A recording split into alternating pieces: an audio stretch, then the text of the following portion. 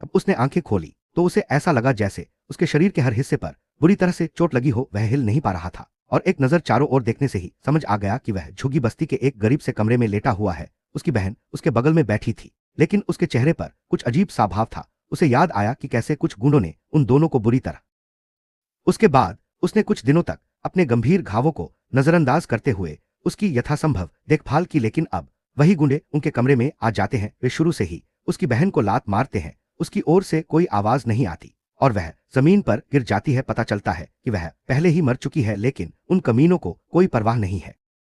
उन्हें बस इस बात पर हैरानी है कि कुछ दिन पहले उन्होंने जो किया उससे उसकी मौत हो गई। फिर भी झुग्गी झोपड़ियों में भी वे जानते हैं कि हर चीज की कोई ना कोई कीमत होती है, यहां तक कि एक बेजान शरीर की भी। इसलिए वे उसे वहां से ले जाने की कोशिश करते हैं, लेकिन टाइनी ऐसा होने नहीं देता। वह हिलने डुलने की पूरी कोशिश करता है, लेकिन उसका कमजोर शरीर साथ नहीं देता। वह मुश्किल से अपना कांपता हुआ हाथ थोड़ा सा उठा पाता है। तभी उसका हाथ नीली ऊर्जा से जगमगा उठता है। अचानक उसे हिलने डुलने की ताकत मिल जाती है। वह उन बदमाशों को रुकने के लिए चिल्लाता है और उन पर झपट पड़ता है। एक गुंडे को पीछे धकेलने में भी कामयाब हो जाता है। फिर अपनी बहन के शव पर मानव ढाल बन जाता है। उसकी इस हिम्मत को देखकर गूंडे गुस्से से टाइनी यह सब सहता है, लेकिन वह लड़की के शव से हिलता नहीं। अंततः वे लड़की के शव को छोड़ देने और वहां से चले जाने का फैसला करते हैं। उनके जाने के बाद टाइनी अपनी स्थिति के बारे में सोचने लगता है। चीजें उसके पिछले जीवन से बिल्कुल अलग हो रही हैं। उसे समझ नहीं आ रहा कि क्या हो रहा है, खासकर इसलिए क्योंकि उसे साफ याद है कि इस उम्र में उसे माना जा पता चला कि उसकी शक्ति वास्तव में कम हो गई थी। वह कभी हथौड़े से लड़ने वाला सबसे शक्तिशाली योद्धा हुआ करता था। राक्षसों ने दुनिया पर आक्रमण किया और महाद्वीप का अधिकांश भाग नष्ट हो गया, लेकिन उसने अकेले ही राक्षस स्वामी को हराया और बुरी तरह घायल हो गया। तभी पास में लेटे हुए असगार्ड नाम के एक बूढ़े योद्धा ने, जो लगभग मरणासन्न था, उसे पुकारा। उन्होंने अपना सबसे बड़ा रहस्य उजागर किया और टाइनी को जल्द से जल्द अतीत में उनसे मिलने के लिए कहा। फिर अपनी जादुई अंगूठी का उपयोग करके उन्होंने हमारे लड़के को समय में पीछे भेज दिया और अब जब टाइनी को असगार के अंतिम शब्द याद आते हैं तो उसे उम्मीद है कि इस बार वह भविष्य बदल सकता है, यह महसूस करने के बाद कि उसे सचमुच समय में पीछे भेज दिया गया है। अगले ही पल उसे खून की खांसी आने लगती है। वह समझता है कि उसका शरीर अभी भी कमजोर है, इसलिए वह बीती बातों पर पछताने का फैसला नहीं करता। शायद इसगार को भी नहीं पता कि यह समय यात्रा सफल होगी या नहीं। इसके बजाय टाइनी इस मौके का इस्तेमाल अपनी बहन को ठीक से अलविदा कहने के लिए करता है। उसे इसगार के वे शब्द याद आते हैं कि उसे इसगार को जल्दी। टाइनी ऐसा करने के लिए दृढ़ संकल्पित है, लेकिन वोल्फ से बदला लेने के बाद ही, जो उसकी बहन की मौत का जिम्मेदार है। पिछले जन्म में वह बड़ी मुश्किल से वोल्फ से बदला ले पाया था, लेकिन इस बार वह इसे ठीक से करना चाहता है। सबसे पहले उसे अपनी बहन का विधिवत अंतिम संस्कार करना होगा। बाद में टाइनी अपनी बहन के शव के सामने खड़ा होता है, जो ताबूत में। एरेना उसकी सगी बहन नहीं है, बल्कि दोनों के बाल और आंखें काले हैं, जिसे इस महाद्वीप पर अपशकुन माना जाता है। यही कारण है कि टाइनी को सब लोग ठुकरा देते हैं। वहीं दूसरी ओर एरेना अपने भाई को खो देती है और उसमें अपना भाई पा लेती है। टाइनी को इस बात का दुख है कि वह उसके द्वारा दिखाई गई दयालुता का कभी बदला नहीं चुकाता।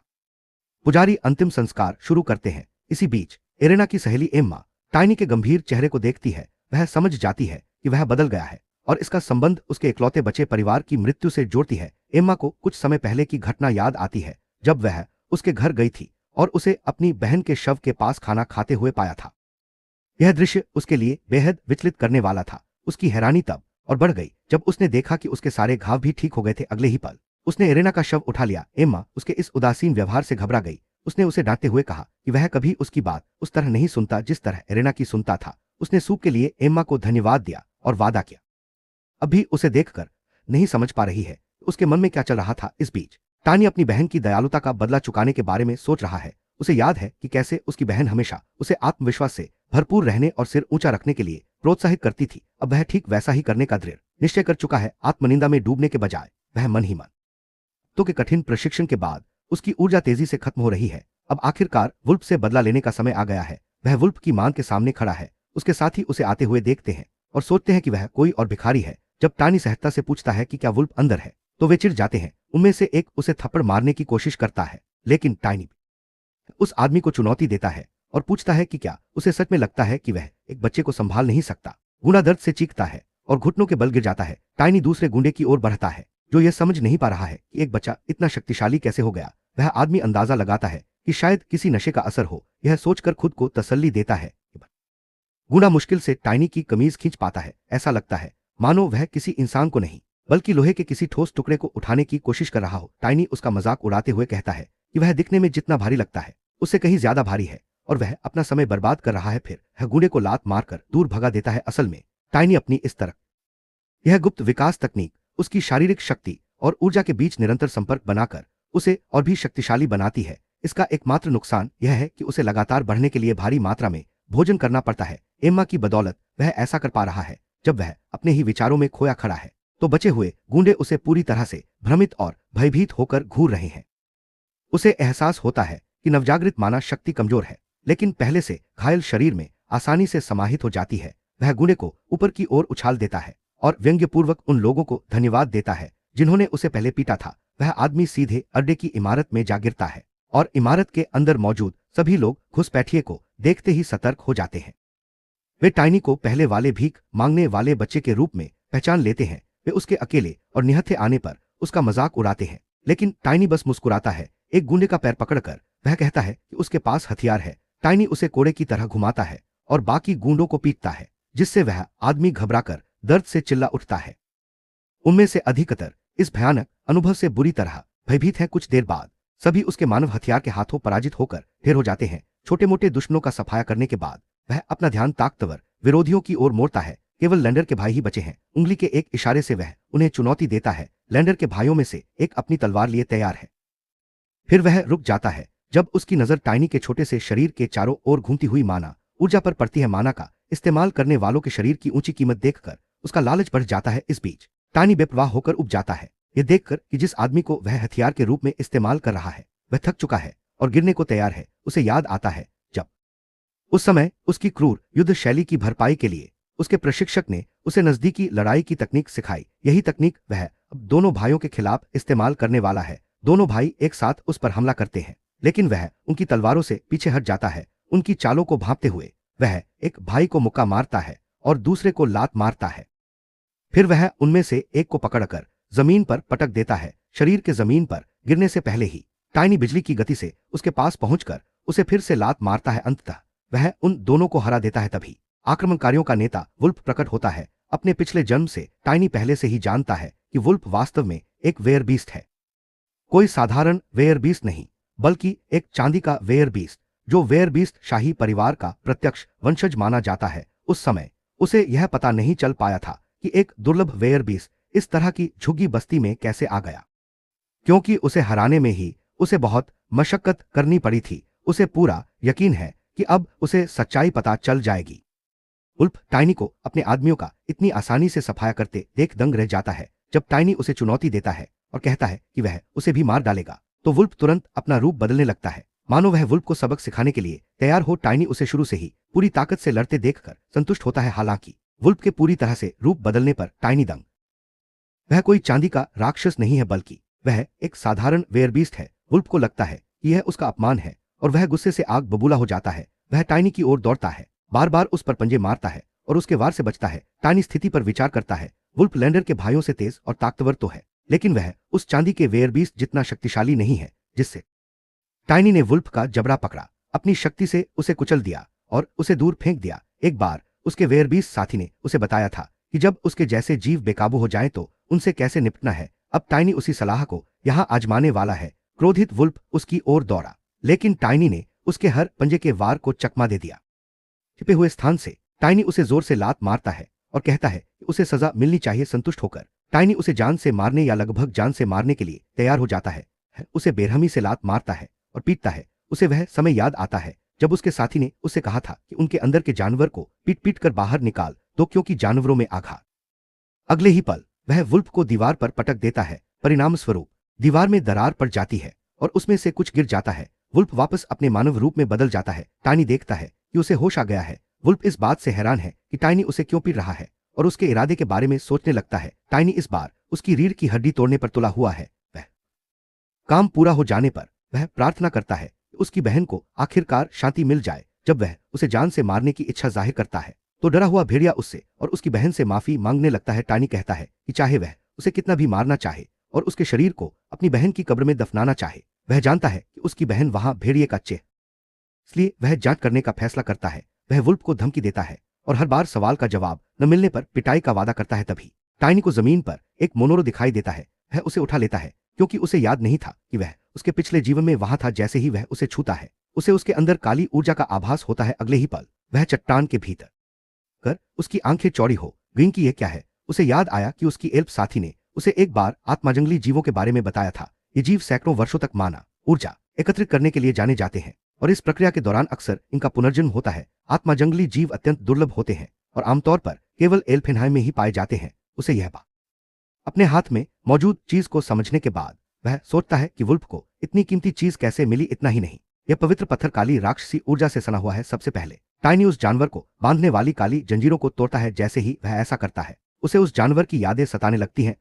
चांदी के भेड़िए को देखता है जो काली ऊर्जा उत्सर्जित कर भेड़िए पर चारों ओर से हमला करते हैं। उसे हराने के बाद वे उसके शरीर को काले खंजरों से छेद कर आत्मा पत्थर निकाल लेते हैं। तभी वह देखता है एक बच्चे को वह पत्थर दिया जा रहा है। अगले ही पल बच्चा उसे सोख लेता है और भेड़िया बन जाता है। टाइनी को समझ आता है कि यह एक विकृत तरीका है जिससे एक इंसान से कृत्रिम वेयरबीस्ट बनाया जाता है। अब उसे इस बार वुल्फ पत्थर को पूरी तरह से अवशोषित नहीं कर पाया, इसीलिए वह चांदी के वेयरबीस्ट में परिवर्तित नहीं हुआ। चांदी के भेड़िए की आत्मा आगे बढ़ती है, मानव भेड़िए से बदला लेने के लिए तैयार। टाइनी उसे रोकते हुए कहता है कि मरने से पहले वह वुल्फ को और अधिक पीड़ा देना चाहता है। जब चांदी का भेड़िया सचमुच उसे समझने लगता है तो वह अचंभित हो जाता है। उसे याद आता है कि एस्टिना ने एक बार उसे कहा था कि यदि किसी मनुष्य की आत्मा शुद्ध हो और उसके पास पर्याप्त माना शक्ति हो तो वह आत्मा जादूगर बन सकता है। उसने संकेत दिया था कि बच्चों के पास अक्सर इसके लिए सबसे अच्छा मौका होता है। वह मानता है कि चूंकि वह फिर से युवा हो गया है इसका जवाब स्वयं आत्मा रूपी प्राणी से मिलता है, जो बताता है कि जब उसने जंजीरें तोड़ी तो उसकी ऊर्जा टूटे हुए पत्थर की दरारों में भर गई जिससे वे संवाद कर सके। टाइनी पूछता है कि क्या वे एक समझौता कर सकते हैं। आत्मा रूपी प्राणी तुरंत सहमति में सिर हिलाता है। टाइनी अपना हाथ बढ़ाते हुए उससे आधिकारिक रूप से समझौता करने के लिए उत्साहित है। जानता है कि पारंपरिक जादू के विपरीत आत्माओं को किसी जादूगर द्वारा लगातार नियंत्रित करने की आवश्यकता नहीं होती। इसके बजाय वे भौतिक साथी के रूप में स्वयं कार्य कर सकती हैं। उन्हें केवल अपने बुलाने वाले से निरंतर माना ऊर्जा की आपूर्ति की आवश्यकता होती है। इतना ही नहीं, वे अपने जादूगर के साथ साथ और भी शक्तिशाली होती जाती हैं। यही कारण है कि एस्टिना को 10 रूपी दानव एक शर्त रखता है। अपने शत्रुओं से बदला लेना चाहता है। हमारा लड़का तुरंत मान जाता है क्योंकि वह पहले से ही अंधकार की शक्तियों से लड़ने की योजना बना रहा होता है। कुछ बुनियादी नियम तय हो जाने के बाद अनुबंध का अंतिम चरण पूरा हो जाता है। टाइनी अपने नए साथी को नाम देने का फैसला करता है। उसे वालंग कहता है, जो मून वुल्फ का। अब सबसे बड़ा सवाल यह है कि वुल्फ को पर्दे के पीछे से कौन समर्थन दे रहा है। वुल्फ को पूरा यकीन है कि ये लोग अंधकार की शक्तियों से जुड़े हैं क्योंकि उसने एक काली ऊर्जा का अनुभव किया है। ये दानवों के अनुयायी हैं, कट्टरपंथी जो भगवान की जगह दानवों की पूजा करते हैं। दानवों के स्वामी की सेना के प्रकट होने से पहले दानवों के अनुयायी तबाही मचा रहे थे। उस समय है वुल्फ को लात मारता है और पूछता है कि क्या दानव अनुयायी उसे आत्मा का पत्थर देंगे। जब वुल्फ होश में नहीं आता तो टाइनी वुलिंग को मामला संभालने के लिए कहता है। वुलिंग एक जोरदार दहाड़ मारता है जिससे वह चौंक कर जाग जाता है। टाइनी अपना सवाल दोहराता है और कहता है कि वह समूह का ठिकाना और उनकी मौजूदा योजनाएं जानना चाहता है। वुल्फ उस पर धमकी भरे वह बताता है कि वह उन लोगों के लिए महज एक प्रयोग है और वे टाइनी को इस बात से बख्शेंगे नहीं। जैसे ही वह उनकी ताकत का जिक्र करता है उसका सिर फट जाता है। टाइनी तुरंत समझ जाता है कि उन्होंने उसे चुप कराने के लिए उस पर किसी तरह का जादू कर दिया है। उसे याद आता है कि पिछले जन्म में वुल्फ ने उसे जान से मारने की धमकी दी थी। उस समय उसने सोचा कि वुल्फ अपने ही साथियों के बारे में बात कर रहा है, लेकिन जब उसने बाद में उन लोगों से पूछताछ की तो उन्हें यह भी नहीं पता था कि वुल्फ एक वेयरबीस्ट है। फिलहाल इस मामले को यहीं खत्म करने का फैसला करते हुए वह दीवार में पड़ी दरार को देखता है, यह सोचते हुए कि उसमें और क्या छिपा है। वह वुल्फ के शरीर को दीवार पर पटक देता है। उस अतिरिक्त बल से ढांचा पूरी तरह टूट जाता है और एक छिपा हुआ तिजोरी सामने आ जाता है। टाइनी तय करता है कि मौका मिलते ही यह जानकारी असगार को देगा। वह कहता है कि उसे अपने पुराने साथियों पर भरोसा है, फिर अपनी बात सुधारता है। असगार उसका भावी साथी बनने वाला है। वह तिजोरी खोलता है और अंदर एक विशाल खजाना पाता है, लेकिन उसकी दिलचस्पी सिर्फ एगार के करीब जाने के लिए उसे उस अंगूठी की जरूरत है। यह वही अंगूठी है जो क्लो ने उसे दी थी। उसने उससे कहा था कि वह इस अंगूठी के साथ उसके पास आए और वादा किया था कि वह उसकी मदद करेगी। उसने तब कहा था कि वह उसे पहले से ही जानता होगा। टिनी जानता है, एजोन साम्राज्य में हर कोई जानता है कि वह क्लो वॉन वेलेशिया है, असगार की सबसे छोटी बेटी है। जब वह 16 वर्ष की हुई तो उसने उस क्षेत्र की यात्रा की। वेलेशिया में यह प्रथा थी कि जब उनके बच्चे वयस्क हो जाते हैं तो वे अपने नाम को प्रसिद्ध करने के लिए उस क्षेत्र के प्रत्येक मंदिर में पुष्प अर्पित करते हैं। उसी समय उसकी मुलाकात फिली की जागीर के उस क्षेत्र में हुई जो ड्यूक के क्षेत्र की सीमा पर स्थित है। अपने पिछले जीवन में उसने इतनी देर से बदला लिया कि वह समय पर अंगूठी हासिल नहीं कर सका, इसीलिए वह उस समय इसका इस्तेमाल नहीं कर पाया। लेकिन इस बार वह इसका इस्तेमाल एगार से मुलाकात सुनिश्चित करने के लिए कर सकता है। अब उसे पता है कि एक और व्यक्ति आने वाला है। टाइनी सही था, अपराध स्थल पर एक योद्धा प्रकट होता है। योद्धा देखता है कि अपराधी अवश्य ही। जिस तरह से उसने एक आदमी को टांग से पकड़कर घुमाया, उसे देखकर लगता है कि वह किसी बच्चे के कारनामे पर यकीन नहीं कर सकता। जब गुंडों ने इसकी पुष्टि की तो उसने उनकी बात पर विश्वास नहीं किया और उन पर नशे में होने का आरोप लगाया, जिसके चलते उन्होंने ऐसी कहानियां गढ़ी। फिर उसने वुल्फ के इशारों पर न चलने के लिए उनमें से एक को लात मारी। यह आदमी सर रहम है, जो फिल की जागीर के गार्डों का कप्तान है और इस घटना के निपटारे के बाद वुल्फ से और भी ज्यादा पैसे वसूलने का इरादा रखता है। हालांकि उसकी योजना में तब बाधा आती है जब टाइनी सीढ़ियों पर आ जाता है, जिससे रहम उससे पूछता है कि क्या वही इस नरसंहार के लिए जिम्मेदार है। टाइनी लापरवाही से कबूल कर लेता है और जब रहम उसकी धृष्टता पर क्रोधित होने लगता है तो टाइम बताता है कि उसने तो केवल वुल्फ जैसे एक आम आदमी को पीटा था। रहम जैसे ओहदे वाले व्यक्ति के लिए यह कोई इतना। वह व्यंग्यपूर्वक कहता है कि रहम की उपस्थिति का अर्थ है कि वह वुल्फ से रिश्वत के तौर पर मोटी रकम ले रहा है। यह अपमान कप्तान को क्रोधित कर देता है। तुरंत अपनी माना शक्ति का प्रयोग करते हुए रहम का यह प्रदर्शन केवल उसे और अधिक मौन तिरस्कार ही दिलाता है। टाइनी देखता है कि कप्तान अभी माना शक्ति के उपयोग के दूसरे चरण तक भी नहीं पहुंचा है। इससे पहले कि रहम उस पर वार कर पाता, टाइनी ने उसका हाथ झटक दिया, यह समझते हुए कि वह इस आदमी को बिना अपनी पूरी ताकत लगाए भी संभाल सकता है। वह रहम की ओर दौड़ा और घुटने से वार करने ही वाला था कि उसके दुश्मन ने उसे रोक दिया। रहम ने उसकी ताकत को पहचाना, भले ही वह बच्चा ही क्यों न हो, और उसे धक्का देकर दूर कर दिया। टाइनी सिर्फ बातचीत। वह हवा में उछलता है और पीछे हट जाता है। रहम के अधीन कई शूरवीर हैं, इसलिए उसे बस उस आदमी को पीछे हटने का कोई तरीका चाहिए। रहम इस बात से परेशान है कि उसके हमलों को चकमा दिया जा रहा है। वह अपनी तलवार निकालने ही वाला था कि तभी उसने टिनी के पीछे वुलिंग को खड़ा देखा और वहीं रुक गया। टिनी रहम के चेहरे के भावों को देखता है। वह जानता है कि आक्रमणकारी जिले जैसी जगह पर किसी आत्मा प्राणी को देखना लगभग नामुमकिन है। टाइनी सीधे मुद्दे पर आता है। वह जानता है कि रोहम को सिर्फ पैसे मिलने की चिंता है, इसलिए वह उसे ठीक उतना ही भुगतान करने की पेशकश करता है जितना वुल्फ ने किया था। रोहम को विश्वास नहीं होता कि एक बच्चा इतना खर्च कर सकता है, क्योंकि उसे लगता है कि टाइनी कोई बूढ़ा। टाइनी का दावा है कि उसने जिले में अच्छी खासी शोहरत हासिल कर ली है। रहम अपनी किस्मत आजमाता है और कहता है कि वुल्फ ने उसे 5 प्लेटिनम के सिक्के दिए थे और पूछता है कि क्या टाइनी भी उतनी ही रकम दे सकता है। टाइनी उसकी चाल में नहीं आता, क्योंकि उसे लगता है कि वुल्फ ने असल में उसे एक ही प्लेटिनम का सिक्का दिया था और वह 1.5 सिक्का देने की पेशकश करता है। टाइनी शांत भाव से रोहम को धमकी देता है कि अगर उसने सौदा नहीं माना तो वह उसकी जान ले लेगा। आखिरकार रोहम अपनी तलवार म्यान में रख लेता है। उसने कभी नहीं सोचा था कि कोई बच्चा ऐसा कदम उठाएगा। टाइनी उससे अंतिम फैसला पूछता है। रोहम जवाब देता है कि वह महीने के अंत तक अपने भुगतान का इंतजार करेगा। बाकी गुंडे उससे विनती करते हैं कि उन्हें इस तक।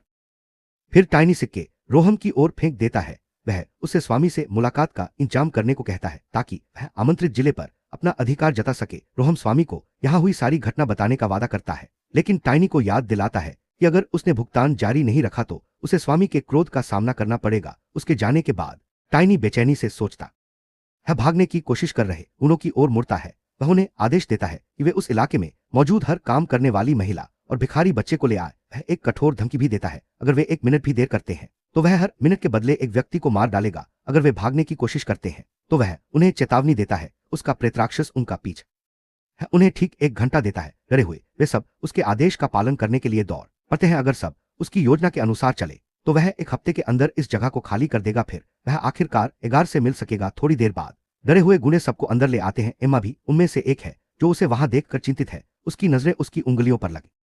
वह बताता है कि यह उसका खून नहीं बल्कि वुल्फ का है। वह सबको वुल्फ का शव दिखाता है और दावा करता है कि वह आदमी आखिरकार मर गया है। सब चिंतित हैं क्योंकि वुल्फ भगवान का समर्थक था। उन्हें डर है कि भगवान का प्रकोप उन पर भी पड़ेगा। जब वे बताते हैं कि किसी कुलीन व्यक्ति को धोखा देना अपराध है तो टाइनी इसकी पुष्टि करता है। वह बताता है कि वेलेंसिया के ड्यूक को भी उसके पास सबूत है। वह ड्यूक के सामने लॉर्ड के भ्रष्टाचार का पर्दाफाश करने का इरादा रखता है। कुछ दिनों बाद 2 गार्ड रहम के गायब होने पर चर्चा कर रहे हैं। आक्रमणकारी जिले में हुई घटना के कारण फिलहाल परिवीक्षा पर है। वे मानते हैं कि यह गुंडों के बीच सत्ता संघर्ष मात्र था। हालांकि उन्होंने एक रहस्यमय भूत या एक विशाल भेड़िए के बारे में अफवाहें सुनी हैं।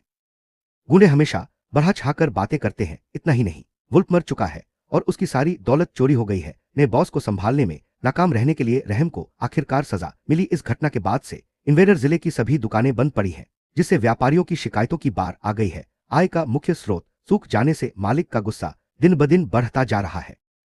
अंततः वह नए बॉस को अपने निवास पर बुलाता है। इस बीच हमारा लड़का दोनों गारों की गपशप सुन रहा होता है। उस दिन टाइनी ने इस विषय पर बात शुरू की कि अगर लॉर्ड ऑफ फाइल्स के अपराध असगार में उजागर हो गए तो उसका क्या होगा। अपने पिछले जीवन में उसने बही खाते प्राप्त करने के बाद भी कुछ नहीं किया, क्योंकि उसका मानना था कि सभी रीस एक जैसे होते हैं। उस समय उसने वुल्फ की आधी संपत्ति और बही खाते लॉर्ड को सौंप दिए, बदले में कुछ परिचितों को रिहा करवा लिया। तब वह इतना समझदार नहीं था। नाइट बनने के बाद ही उसे एहसास हुआ कि हमेशा एक कुलीन व्यक्ति निचले स्तर के लोगों से श्रेष्ठ होता है। उसने एम्मा की ओर मुड़कर कहा कि सबसे महत्वपूर्ण बात यह है कि वे सभी वुल्फ के नियमों से मुक्त हो गए हैं। फिर उसने उन्हें बदला लेने के लिए उकसाया। क्यों? पर एम्मा ने सबसे पहले वुल्फ के शरीर को लात मारकर अपना गुस्सा निकाला। उससे प्रेरित होकर सभी ने अपना दुख दूर करने के लिए लाश को पीटना शुरू कर दिया। टानी जानता था कि चाहे वह कुछ भी कर ले, उनका दर्द पूरी तरह से दूर नहीं होगा। फिर भी उसने वुल्फ के पैसे उन्हें देते हुए कहा कि वे जितना चाहें उतना ले। उसने उनसे सोना लेकर इन जिले से चले जाने को कहा। वे यह जानकर दंग रह गए कि वह अपनी पूरी संपत्ति दान कर रहा है। एम्मा ने अपने हिस्से के बारे में पूछा, लेकिन उसने जवाब दिया कि उसने अपनी जरूरत का हिस्सा पहले ही ले लिया है। एम्मा ने जोर देकर कहा कि उसे भी पैसे की जरूरत है, भले ही वह अभी तक इसकी अहमियत पूरी तरह से न समझता हो। फिर वह उन महिलाओं की ओर मुड़ा जिनकी आंखों में अब लालच झलक रहा था। उसने उन्हें धमकी दी कि अगर उन्होंने उस पैसे से कोई अपराध किया या प्रभु के पास गई तो वुलिंग उन्हें टुकड़े टुकड़े कर देगा। सभी लोग उस भयानक आत्मा को देखकर भयभीत हो गए। वह एम्मा की ओर मुड़ा और उसे सलाह दी कि अगर वह जाने का इरादा रखती है तो डायने से बात करे। उसने सुझाव दिया कि वे साथ यात्रा करें और सुरक्षा के लिए भाड़े के सैनिकों को किराए पर ले। जब उसने उसके बारे में पूछा तो उसने कहा कि उसे कहीं और जाना है। एम्मा पहले तो चिंतित हुई, लेकिन वुलिंग को देखकर उसे समझ आ गया कि वह ठीक रहेगा। वह डायने के पास जाने के लिए सहमत हो गई, लेकिन उससे कहा कि अगर उसे कभी मदद की जरूरत हो तो वह उससे संपर्क। उस दिन से फिलाडेल्फिया के मनोरंजन क्षेत्र में सभी गतिविधियां ठप हो गईं। वर्तमान में एक गार्ड नए बॉस का नाम पूछता है। ठीक उसी समय उनकी नजर टाइनी पर पड़ती है और वह बताता है कि नए बॉस का नाम टाइनी है। वे उसे चेतावनी देते हैं कि एक आम बच्चा मालिक के निवास के पास स्वतंत्र रूप से नहीं घूम सकता। फिर पहले गार्ड को अचानक आश्चर्य होता है कि इस बच्चे को बॉस का नाम कैसे पता है। अपने चांदी के भेड़िए को बुलाकर टाइनी सच्चाई बताता है कि वह खुद बॉस है। महल के अंदर वह एक और ऐसी स्थिति में फंसकर उब जाता है जहां उसके छोटे कद के कारण उसे कम आंका जाता है। वह नाइट्स ऑफ फाइल्स के कमांडर क्रेन के सामने खड़ा होता है। क्रेन ने रहम से उसके बारे में पहले ही सुनकर उसकी कम उम्र पर टिप्पणी की। टाइनी ने उसे ताना मारते हुए कहा कि किसी अतिथि को इंतजार कराते हुए उसकी आलोचना करना शिष्टाचार नहीं है। सेनापति क्रोधित हो गया और टाइनी को उसकी औकात याद दिला दी। टाइनी ने पलटवार करते हुए कहा कि क्रेन को अपनी औकात जाननी चाहिए। वह स्वामी से नीचा है, इसलिए उसे स्वामी के अतिथि पर ताना मारता है कि टाइनी से गटर की बदबू आती है। टाइनी पलटवार करते हुए कहता है कि बदबू तो क्रेन से आती है। क्रोधित होकर क्रेन ने अपनी तलवार निकाल ली। बटलर बीच में आकर क्रेन को याद दिलाता है कि लॉर्ड इंतजार कर रहे हैं। क्रेन आखिरकार माफी मांगता है और अपनी तलवार म्यान में रख लेता है। साथ ही टाइनी को चेतावनी देता है कि वह अपने शब्दों पर नियंत्रण। क्रेन अब भी गुस्से से भरा हुआ फैसला करता है कि जैसे ही भगवान आदेश देंगे वह लड़के को मार डालेगा। फिर क्रेन भगवान को टाइनी के आने की सूचना देता है। भगवान उन्हें अंदर आने की अनुमति देते हैं। अंदर आते ही टाइनी भगवान को देखकर चौंक जाता है। अपनी हैरानी छुपाते हुए वह तुरंत भगवान को विधिपूर्वक प्रणाम करने के लिए झुकता है, जिससे क्रेन सोचने लगता है कि उसने ये शिष्टाचार कहां से सीखा। टाइनी जवाब देता है कि वह भगवान को सही तरीके से प्रणाम करने का अभ्यास कर रहा है। वहीं दूसरी ओर टाइनी को अपने पिछले जन्म की याद आती है। उस समय वह मोटा और नशेड़ी था। यह रूप शायद नशे की लत लगने से पहले का उसका स्वस्थ रूप है। उसकी सेहत कैसी भी हो, वह अब भी एक भ्रष्ट स्वामी है। टाइन के विरुद्ध साक्ष्य के रूप में वही खाता इसगार भेजना निश्चित रूप से उसका अंत कर देगा। टाइनी को बस उसे वहीं रोके रखना है। लॉर्ड टिप्पणी करते हैं कि उनके प्रति उनका व्यवहार क्रेन के प्रति उनके व्यवहार से बेहतर है। टाइनी विनम्रतापूर्वक ऐसा व्यवहार करता है मानो वह तलवार और उसके स्वामी के साथ एक जैसा व्यवहार नहीं कर सकता। फिर एक चौंकाने वाला खुला इसे टाइनी द्वारा क्रेन को प्रतिद्वंद्वी समझने के रूप में देखता है और उसकी महत्वाकांक्षा से प्रभावित होता है। हालांकि उसे संदेह है कि टाइनी वास्तव में बच्चा नहीं है। उसे लगता है कि उसमें बौने या एल्प का खून हो सकता है। टाइनी जोर देकर कहता है कि वह केवल 13 वर्ष का है, जिससे क्रेन पूरी तरह से हैरान हो जाता है। टाइमन उठता है और असली मुद्दे पर आता है। टीमन अपने कर्मों का हिसाब मांगता है। टाइनी जवाब देता है कि उसने यह सब भगवान के लिए किया। यह सुनकर टीमन अवाक रह जाता है। टाइनी आगे समझाता है कि भले ही टीमन काफी बुद्धिमान दिखता हो, लेकिन शायद उसे वास्तविक दुनिया की कार्यप्रणाली का ज्ञान न हो। क्रेन उसे वहीं मार डालने की धमकी देता है, लेकिन टाइनी अपने तर्क को स्पष्ट करता है। उसका दावा है उसने ऐसा इसलिए किया क्योंकि अफवाहें फैलने लगी थी कि वैलेंटिनो को टाइमन के इलाके में वेश्यावृत्ति और ड्रग्स के धंधे की भनक लग रही थी। क्रेन यह सुनकर सहम जाता है टाइनी। क्लोई के इनवाइटर जिले में किए गए युवावस्था के दौरे का जिक्र करता है और कहता है कि उसने इसके बारे में क्लोई के साथ गए लोगों से सुना था। वह तर्क देता है कि उसने टाइमन कहानी की पुष्टि करने की कोशिश करता है, फिर भी टाइनी मन ही मन मुस्कुराता है क्योंकि उसने सच्चाई को सफलतापूर्वक तोड़मरोड़ दिया है। टाइमन सोचता है कि क्या क्लोई के आने से पहले एगार कुछ योजना बना रहा है। क्रेन टाइनी के स्पष्टीकरण को कम महत्व देने की कोशिश करता है, लेकिन टाइमन उस पर चिल्लाता है और उसे इसमें दखल न देने के लिए कहता है। क्रेन तुरंत टाइनी उसे धन्यवाद देता है, लेकिन टाइमन का शक अभी भी शांत नहीं हुआ है। उसे पहले ही पता चल चुका है कि टाइनी के पास भेड़िए की आत्मा है। वह दबे स्वर में पूछता है कि क्या टाइनी ने इसे भेड़िए की आत्मा पत्थर से चुराया है। हमारा लड़का इस बात को नजरअंदाज कर देता है। उसे उम्मीद नहीं थी कि टाइन को पत्थर के बारे में सच में पता होगा। अगले ही पल वॉली भेड़िए की मदद से टाइनी वह देख सकती है जो नंगी आंखों से नहीं दिखता। टाइमन के चारों ओर एक घूमती हुई काली ऊर्जा मंडरा रही है। इसका मतलब है कि वह एक काला जादूगर है। टाइनी जानती है कि दानव बलिदान देने वालों को शक्ति प्रदान करते हैं। टाइमन के चारों ओर बने दोहरे घेरे को देखकर लगता है उसने सैकड़ों लाशें या दर्जनों जीवित लोगों का बलिदान दिया। अचानक टाइनी को उन गुंडों की याद आती है जिन्होंने उसकी बहन का शव चुराने की कोशिश की थी। उन्होंने बताया था कि लोग अच्छे दामों पर लाशें खरीद रहे थे। वह इस नतीजे पर पहुंचता है कि टाइमन ही वह व्यक्ति होगा जो शवों की खरीदारी कर रहा है। इसका मतलब है कि वुल्फ को हमेशा से किसी धूर्त जादूगर का साथ मिला हुआ था। वह सोचने लगता है कि वुल्फ असल में कौन था। टिम्मन जवाब मांगता है, लेकिन टाइनी अनजान बनने का नाटक करता है। टिम्मन तुरंत अपने योद्धा को इशारा करता है जो टाइनी पर तलवार तान देता है। हमारा योद्धा जानता है कि वह अपनी वर्तमान शक्ति से उन दोनों का सामना नहीं कर सकता, लेकिन फिर भी वह अपने साथी को बुलाता है। वूलांग उसके पीछे प्रकट होता है और उसकी दहाड़ से क्रेन अपनी जगह पर जम जाता है। हालांकि यह सुनकर टाइनी को लगता है कि वे शायद उसे प्रयोगों के लिए इस्तेमाल करने की योजना बना रहे हैं। टाइमन क्रेन से बच्चे की ताकत के बारे में पूछता है और क्रेन जवाब देता है कि टाइनी जल्द ही दूसरे चरण तक पहुंच जाएगा। टाइमन टिप्पणी करता है इससे वह एक शूरवीर के बराबर हो जाता है। क्रेन बताता है कि टाइनी कितना प्रतिभाशाली होगा जो उसने स्वयं ही माना शक्ति। टिमन अचंभित हो जाता है। क्रेन कहता है कि हालांकि किसी के लिए स्वयं से माना जागृत करना दुर्लभ है, लेकिन टाइनी की माना परिष्कृत है और उसमें से कोई रिसाव नहीं हो रहा है। उसके माना चक्र स्थिर है, जिसका अर्थ है कि किसी ने उसे गुप्त विकास तकनीक का उपयोग करके सिखाया होगा। टीमन जानना चाहता है कि उसे किसने सिखाया। टाइनी समझता है कि अगर वह दावा करेगा कि उसने, तो वह झूठ बोलता है। उसके माता पिता ने उसे फिलीपींस आने से पहले ये तकनीकें सिखाई थीं। वह बताता है कि उसे बचपन से ही ये सांस लेने की तकनीकें सिखाई गई थीं, लेकिन बाद में उसे इनकी अहमियत समझ में आई। टिमन यह सुनकर रुक जाता है। टिनी जानता है कि टिमन इस कहानी की पुष्टि नहीं कर सकता। इतने सारे शरणार्थी आक्रमणकारी क्षेत्र में इसलिए घुस आए क्योंकि टाइनी कहता है कि उसकी अपनी ताकत ही काफी सबूत है। उसे आश्चर्य होता है जब टिमैन उसकी बात मान लेता है। टाइनी को उम्मीद नहीं थी कि टिमैन इतनी आसानी से बात को जाने देगा, और वह सही था। टिमैन अभी रुका नहीं है। वह फैसला करता है कि कोई और खुद फैसला करे और टाइनी को वही रुकने को कहता है। वह कहता है कि वुल्फ को मारकर उसने मामला और पेचीदा कर दिया है। टाइनी सोचता है कि यह रहस्यमयी व्यक्ति कौन हो सकता है। यह सोचकर उसकी आंखें चौड़ी हो जाती हैं कि कहीं वह उस समूह का हिस्सा तो नहीं है जिसके बारे में वुल्फ ने उसे बताया था। क्योंकि टीमन एक काला जादूगर है, इसलिए वह अनुमान लगाता है कि यह नया व्यक्ति भी एक काला जादूगर ही होगा। अगर वह इतने शक्तिशाली व्यक्ति के हाथों पकड़ा गया तो यह एक भयानक स्थिति होगी। टाइनी ने तुरंत अपनी वफादारी का ऐलान कर दिया। फिर उसने पूछा कि क्या आने वाला मेहमान कोई महत्वपूर्ण व्यक्ति है। टीमन ने इसकी पुष्टि की, लेकिन साथ ही उसे बेहद विनम्र रहने की चेतावनी भी दी। टाइनी अपने आखिरी विकल्पों पर विचार करने लगा। 3 दिनों में असगार खातों की समीक्षा करके सच्चाई का पता लगा लेगा। अनुशासनात्मक सेना को इकट्ठा करने में 3 दिन और लग कुल मिलाकर मदद आने में लगभग आधा महीना लगेगा। उसे उम्मीद है कि यह खास व्यक्ति उस समय सीमा के बाद आएगा। वह मेहमान का ठीक से स्वागत करने के लिए शिष्टाचार सीखने का बहाना बनाकर आगमन समय पूछता है। टिमैन जवाब देता है कि वे लगभग 1 सप्ताह में आ जाएंगे। यह सुनते ही टाइनी घबरा जाता है। बाद में टाइनी अपनी नई समस्या पर विचार करता है। यह रहस्यमय व्यक्ति महज 1 हफ्ते में आ रहा है। उसके पास 2 विकल्प है। पहला, वह भाग सकता है। आक्रमणकारी जिले के लोग पहले ही जा चुके हैं, इसलिए लॉर्ड के आदमियों से छिपना आसान होगा। समस्या यह है कि ऐसा करने पर वह वांछित अपराधी बन जाएगा।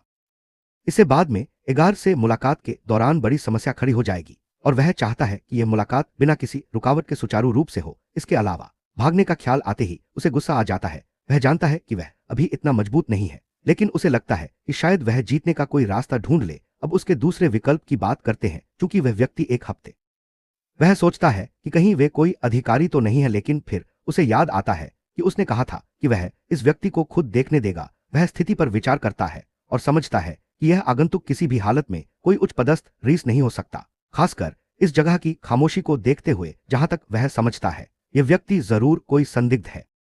टाइनी ने ठान लिया कि उस व्यक्ति के आने से पहले उसे फिलाडेल्फिया फिलिस में अफरा तफरी मचानी होगी। उसने लोगों का ध्यान खींचने के लिए एक बड़ा हंगामा खड़ा करने की योजना बनाई। इससे मेहमान शायद अपनी यात्रा टाल दे या रद्द ही कर दे। यह जल्दबाजी में बनाई गई योजना है, लेकिन यही उसका सबसे अच्छा मौका है। हालांकि इसे अंजाम देने के लिए उसे टिमोन और क्रैन थोड़ी देर के लिए अपने विचारों को रोक देता है, क्योंकि इतनी कसरत के बाद उसे बहुत भूख लग रही है। थोड़ी देर बाद सभी लोग टिनी को उसकी उम्र के हिसाब से इतना ज्यादा खाते देखकर हैरान रह जाते हैं। वे सोचते हैं कि शायद उसमें बौनों का खून है, क्योंकि बौने आमतौर पर ओर्क्स जितना ही खाते हैं। उनकी घूरती निगाहों से बेपरवाह हमारा लड़का जी भर कर खाता रहता है।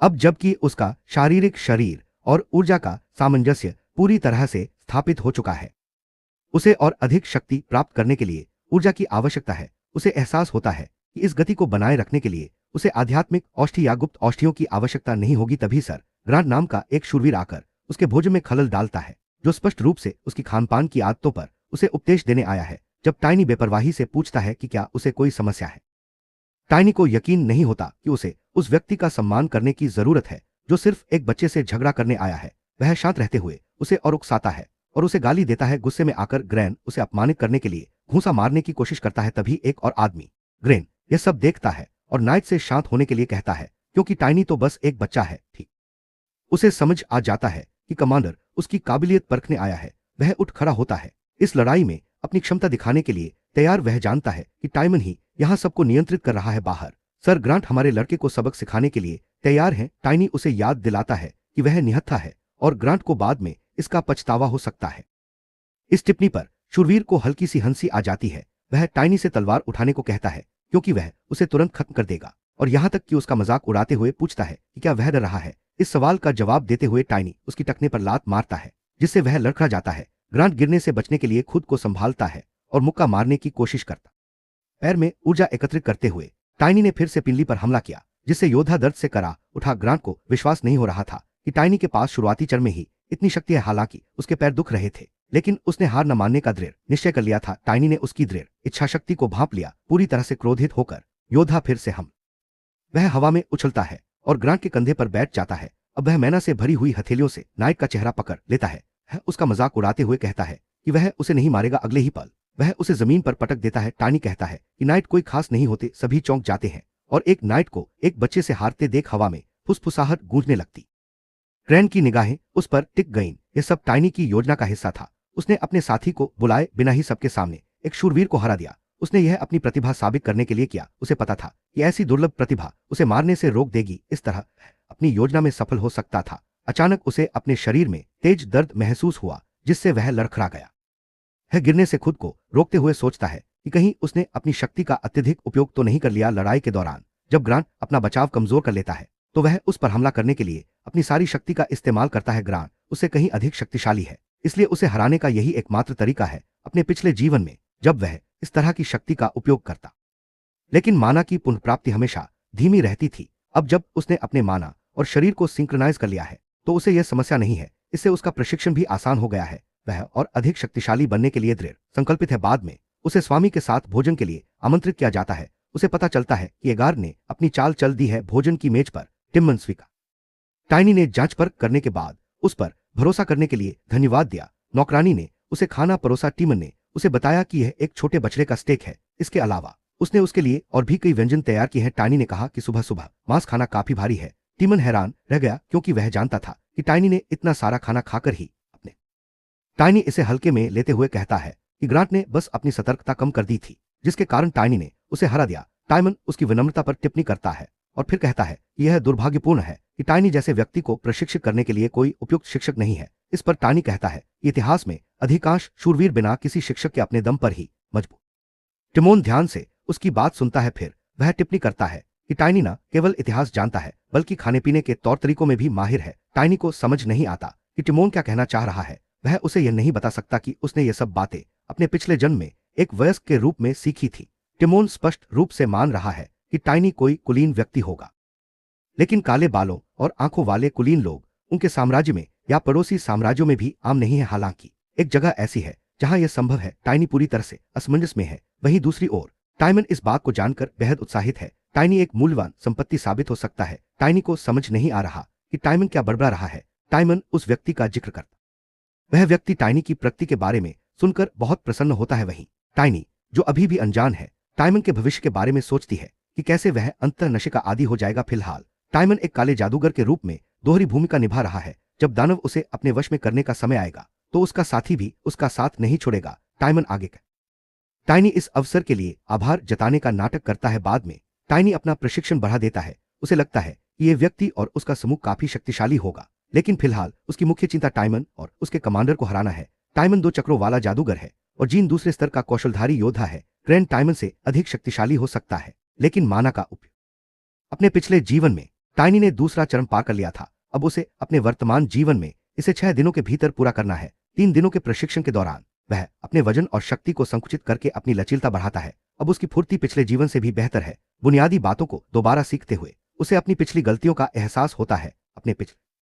लेकिन उसका अत्यधिक भारी शरीर एक समस्या बन गया, क्योंकि अत्यधिक बड़े होने के कारण उसने अपने आंतरिक और शारीरिक संतुलन को बिगाड़ दिया था। अब उसे यह गलती दोहराने की जरूरत नहीं है, क्योंकि उसे एहसास हो गया है कि बड़ा होना ताकतवर होना नहीं है। तभी उसे पास खड़े सैनिकों की सिसकी सुनाई देती है। ग्रांट के साथ उसकी लड़ाई देखने के बाद वे उससे दूर रहने का उनकी प्रतिक्रिया से संतुष्ट है। इन 3 दिनों में वह ज्यादातर बस खाता पीता और अभ्यास करता है। इस बीच सब लोग उसमें दिलचस्पी खो देते हैं, जो उसे ठीक लगता है। इसी समय ग्रैन उसे शस्त्रागार तक ले जाने के लिए आता है। वह उसे बताता है कि टाइमन चाहता है कि उसके पास एक उचित हथियार और कवच हो। ग्रैन की तलवार को देखकर टाइनी मुस्कुराता है, क्योंकि अब उसके लिए भी शस्त्रागार से बाहर निकलते ही ग्रैन उसे भगवान का शुक्रगुजार होना याद दिलाना नहीं भूलता। शस्त्रागार के अंदर टाइनी हथियारों और कवच की जांच करता है। कवच के सेट शायद उसके छोटे शरीर के लिए उपयुक्त नहीं है। हथियारों की बात करें तो उनमें से कोई भी युद्ध हथौड़ा या गदा नहीं है। ये सभी उसके लिए बेकार है। फिर ग्रैन को चिढ़ाने के लिए वह यह बात उठाता है कि ग्रैन मुस्कुराते हुए जवाब देता है कि उसकी तलवार कोई साधारण तलवार नहीं है। वह उसे बताता है कि उसकी तलवार प्रसिद्ध हथियारकार रोजर्स द्वारा बनाई गई थी और अब इसे ग्रियस कहा जाता है। ग्रैन को विश्वास नहीं होता कि टाइनी इतनी शक्तिशाली तलवार चला सकता है। यह सुनकर टाइनी सोचता है कि इसे बनाने में कितने लोगों की बलि दी गई होगी। टाइनी ने ग्रैन को उकसाते हुए कहा कि वह अधिक प्रतिभाशाली है और इसलिए इतनी उच्च गुणवत्ता वाली तलवार चलाने के लिए अधिक उपयुक्त है। यह सुनकर ग्रैन इतना क्रोधित हुआ कि उसकी दहाड़ शस्त्रागार के बाहर खड़े पहरेदारों तक पहुंच गए। अंदर जाकर टाइनी ने अपनी बात साबित करने के लिए उसे एक प्रतियोगिता के लिए चुनौती दी। तलवार उठाते हुए उसने यह कहकर दांव और भी पूरी तरह से गुस्से में आकर ग्रैन ने टाइनी पर तलवार तान दी। शस्त्रागार के बाहर सभी लोग टाइनी की ग्रैन से की गई विनती सुन रहे थे कि वह भविष्य में ऐसा कुछ नहीं करेगा। थोड़ी देर बाद उन्होंने एक बुरी तरह घायल टाइनी को बाहर आते देखा। सभी ने उसे पाई से मारा, यह सोचकर कि ग्रैन ने उसे पीटा है। एक गार्ड ने फुसफुसाते हुए अफवाह फैलाई कि ग्रैन टाइनी से नौकरानी दबी आवाज में बताती है कि ग्रैन ने हद पार कर दी। भले ही वह टाइनी से नफरत करता हो, खैर वे उसे अकेला छोड़ने का फैसला करते हैं। जब वह आगे जाता है तो दूसरी नौकरानियां भी उसे इस हालत में देखती हैं। वह उन्हें भी वही कहानी सुनाता है। ग्रैन ने उसके साथ ऐसा किया। वे उसे आराम करने के लिए कहते हैं। टिमोन के कमरे में उसका बटलर उसे शराब परोसता है। वह बलिदानों के बारे में जानना चाहता है।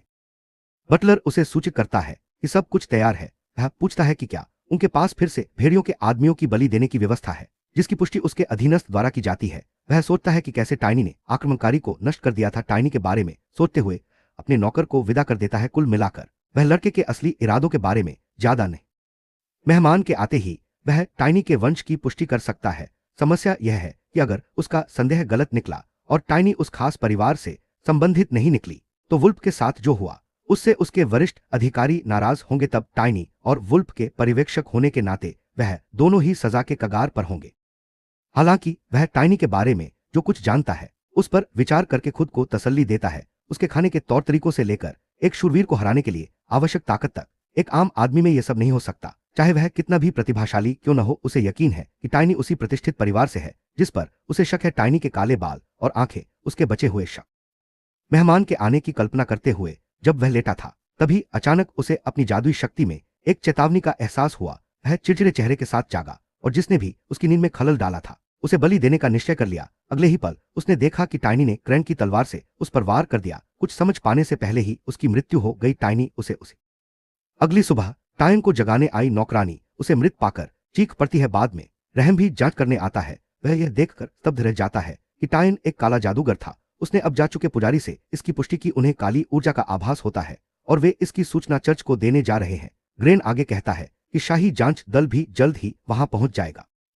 सभी ने गौर किया कि उसका शरीर देखकर ऐसा लग रहा था मानो वह हफ्तों से मृत पड़ा हो। दरअसल ऐसा इसलिए है क्योंकि एक धूर्त जादूगर का शरीर जल्दी सड़ जाता है। ग्रेन सोचता है कि टीमन ने अंधकार का मार्ग क्यों चुना। ऊपर से वह पहले से ही भ्रष्ट हो चुका था, लेकिन अब इस बारे में सोचने का कोई फायदा नहीं क्योंकि टीमन मर चुका है। एक और समस्या यह है कि हत्या रहम को इस बात पर यकीन नहीं होता। बाद में पहरेदार आपस में चर्चा करने लगते हैं कि क्रैन को टाइनी से इसलिए दुश्मनी थी क्योंकि टाइनी लॉर्ड का पसंदीदा बन गया था। वे यह भी सुझाव देते हैं कि टाइनी अगला कमांडर बन सकता था, जिससे क्रैन के इतने गुस्से का कारण समझ में आता है। फिर भी उन्हें यह मानना मुश्किल लगता है कि कोई कमांडर पदोन्नति के लिए ऐसा कुछ करेगा।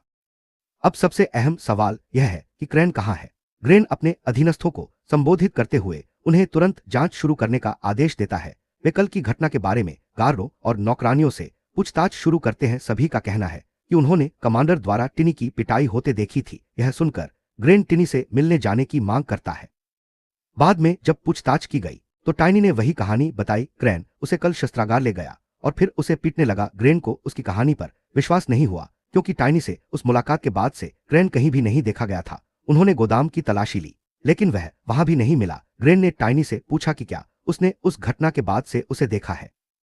ग्रेन अपनी जांच जारी रखता है लेकिन टाइनी कल के बाद कमांडर को देखने से इनकार करता है। फिर ग्रेन पूछता है कि क्या कुछ ऐसा था जो अलग से नजर आया हो। टाइनी जवाब देता है कि कमांडर उसके अगले नेता बनने के खिलाफ था। यह सुनकर ग्रेन संतुष्ट हो जाता है क्योंकि कहानी प्रत्यक्षदर्शियों के बयानों से मेल खाती है। फिर टाइनी मासूमियत से अपने भविष्य के बारे में पूछ ग्रेन उसे कल मिलने आने का आदेश देता है। बाहर जाने के बाद टाइनी ग्रेन की पहचान के बारे में सोचने लगता है क्योंकि उसे अपने पिछले जीवन में लॉर्ड के भ्रष्ट शूरवीरों का सामना करते समय ग्रेन की याद नहीं आती। वह सोचता है कि क्या वह ग्रेन को भूल गया है, लेकिन फिर वह इस विचार को खारिज कर देता है क्योंकि उसे हर उस सैनिक की याद है जिसे उसने पीटा था।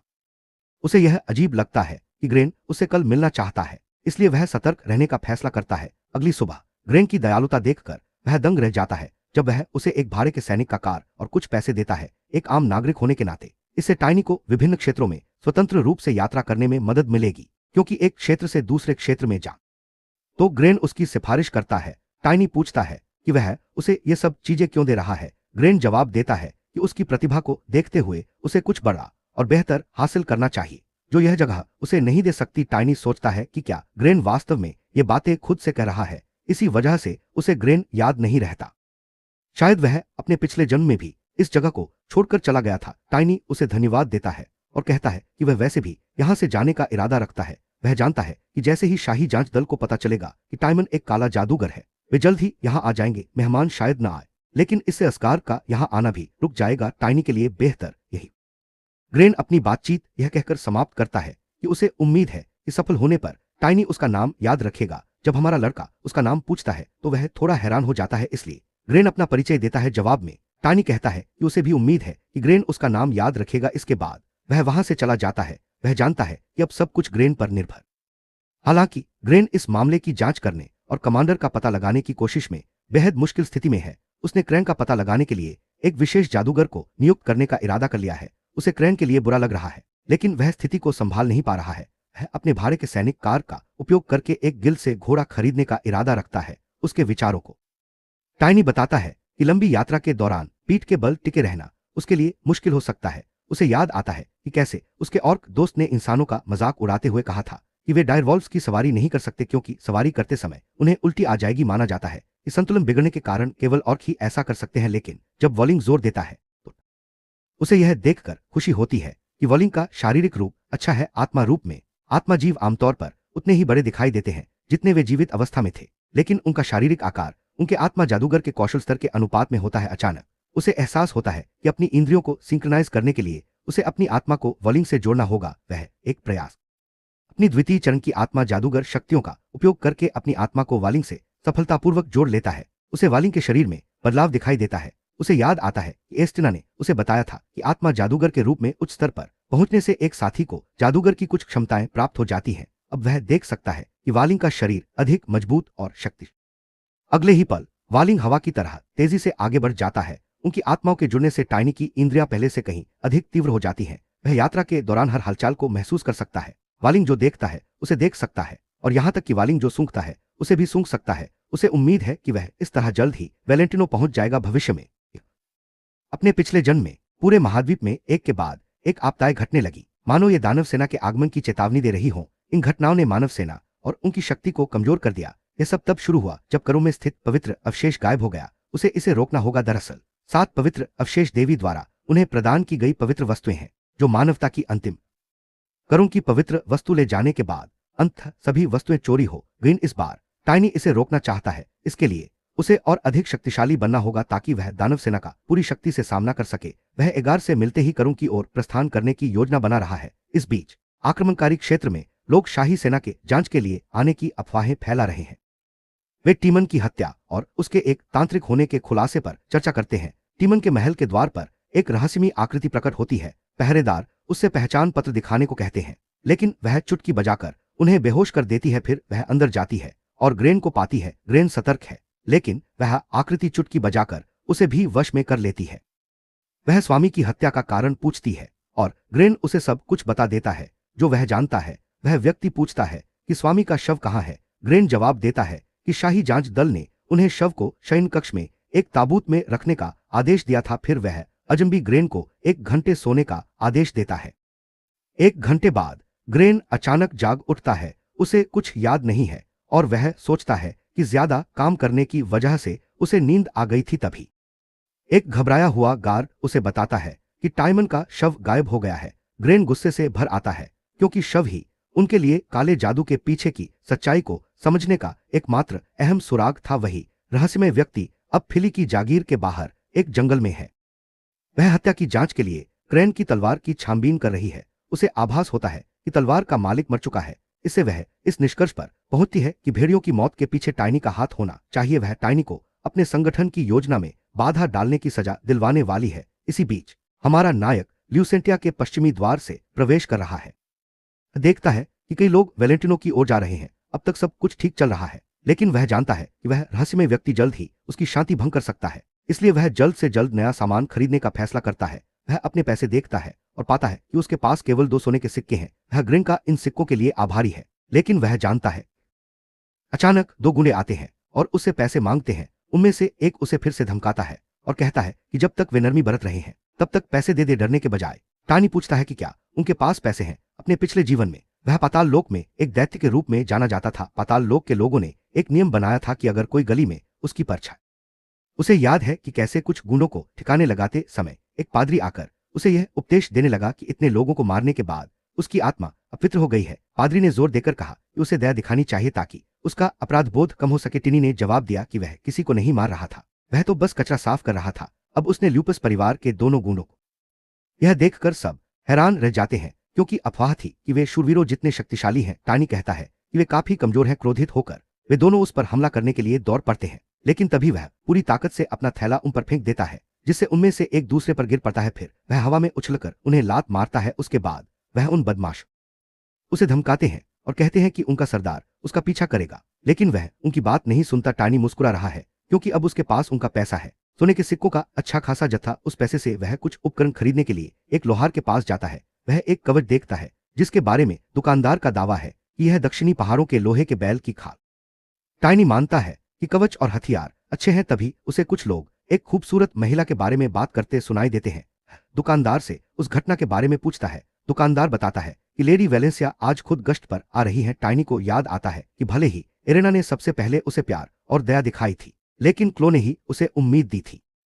लेकिन एरेना के साथ चीजें ठीक नहीं रहीं। उसे उम्मीद है कि अगर क्लो उसे स्वीकार कर ले तो उसे यकीन हो जाएगा कि वह एरेना की इच्छा के अनुसार जीवन जी रहा है। अपने पिछले जीवन में क्लो के पास पहुंचने तक उसका शरीर इतना भारी हो गया था कि वह उसे पहचान भी नहीं पाई थी, लेकिन इस बार इतना समय नहीं बीता है, उसे वह अभी भी याद होगा। इसलिए वह एगार से मिलने के अवसर के लिए जल्दी से आगे बढ़ जाता है। इस बीच काउंट ल्यूसेंट के सबसे बड़े बेटे एडमंड वॉन ल्यूसेंट क्लो को शहर का भ्रमण करा रहे हैं। वह इस बात का बखान करते हैं कि यह शहर मध्य क्षेत्र के सबसे बड़े शहरों में से एक है। वह उसे शहर के खास स्थानों का भ्रमण कराते हैं और हर जगह के बारे में विस्तार से बताते हैं। वह व्यावसायिक क्षेत्रों के बजाय झुग्गी झोपड़ियों में जाने की इच्छा जताती है। वह उसकी इस विनती से अचंभित हो जाता है। वह जवाब देती है कि वहां के लोग भी देश के नागरिक हैं। घबराते हुए वह आगे बढ़ते हुए जाने के लिए सहमत हो जाता है। मन ही मन वह सोचती है उसकी मांगों पर हर कोई इस तरह की प्रतिक्रिया क्यों देता है। एडमंड को अपनी प्रजा के प्रति अपने दायित्व के पिता ने उसे हमेशा सिखाया था कि यदि वह श्रमिक वर्ग की समृद्धि में योगदान देगी तो राज्य समृद्ध होगा। वह सोचती है कि क्या उसके पिता ने उसे अन्य कुलीनों की तुलना में कुछ अलग सिखाया था। वह लोगों की सोच बदलना चाहती है। लेकिन वह जानती है कि एक बार सगाई हो जाने पर उसे ज्यादा आजादी नहीं मिलेगी। वह मंदिर में स्वयं को समर्पित करने पर विचार कर रही है, क्योंकि हालांकि इससे उसके पिता दुखी होंगे, क्योंकि वे नहीं चाहते कि वह जीवन भर अकेली रहे। उसी क्षण वह टाइनी को अपनी ओर आते हुए देखती है, लेकिन गार्ड उसे रोक देते हैं। एडमंड भी सोचता है कि टाइनी अचानक कैसे प्रकट हो गया। टाइनी क्लो द्वारा दी गई अंगूठी दिखाते हुए दावा करता है कि यह अंगूठी क्लो ने ही दी थी। वह तुरंत झुकता है, उसे वे शब्द याद दिलाता है जो उसने उसे ढूंढने के बारे में कहे थे। वह वहीं पर उसे धन्यवाद देता है। अंगूठी को देखकर वह उसे पहचान लेती है, लेकिन फिर भी उसे नहीं पहचान पाती। उसे याद आता है उसने यह अंगूठी किसी झुग्गी बस्ती में रहने वाले को दी थी, लेकिन अब टाइनी एक रीस जैसा दिखता है, इसलिए उसे समझ नहीं आता कि उसे यह अंगूठी। इसी बीच गार्ड उसके खिलाफ हथियार उठा लेते हैं। क्लोई की निजी रक्षक विवियन उससे जवाब मांगती है। टिनी मन ही मन उससे मिलने की उसकी जल्दबाजी पर गुस्सा करती है, फिर भी वह जोर देकर कहता है कि वह वही बच्चा है जिसे उसने अंगूठी दी थी। यह सुनकर वह चौंक जाती है। टिनी को इसकी उम्मीद थी, क्योंकि पिछली बार जब उसने उसे देखा था तब से वह काफी मजबूत हो गया था। अपनी बात साबित करने के लिए वह अपने काले बालों की ओर इशारा करते हुए उसे याद दिलाता है कि पूरे राज्य में केवल उसी के बाल काले हैं। क्लोई उसकी बात मान लेती है, लेकिन उसे समझ नहीं आता कि वह इतना कैसे बदल गया। वह पहले एक छोटा कमजोर बच्चा था जो मुश्किल से बोलता था। असल में भेड़िए ने उसे ऐसा बना दिया था ताकि वह एक विश्वसनीय भिखारी लग सके। जब क्लोई बताती है कि वह कितना छोटा हुआ करता था, तो टाइनी को याद आता है कि क्लोई को छोटी और प्यारी चीजें बहुत पसंद है। उसका दिल जीतने के लिए वह वॉलिंग को उसके छोटे और प्यारे रूप में प्रकट करता है। वॉलिंग की मासूमियत देखकर क्लोई तुरंत मोहित हो जाती है। विवेन उसे चेतावनी देती है कि वॉलिंग एक अजंबी की आत्मा है। क्लोई तर्क देती है कि केवल पवित्र हृदय वाले बन। वह मान जाती है, लेकिन हमारे लड़के को लेकर सतर्क रहती है, क्योंकि वह न केवल हथियार लिए हुए है बल्कि आत्माओं का सौदागर भी है। क्लो उस परिचित का नाम पूछती है। वह बताता है कि उसने उसका नाम वॉलिंग रखा है, जिसका पूर्वी भाषा में अर्थ है चांदनी रात का भेड़िया शूरवीर। यह जानकर हैरान हो जाता है कि उसे पूर्वी भाषा आती है। क्लो नाम की तारीफ करती है।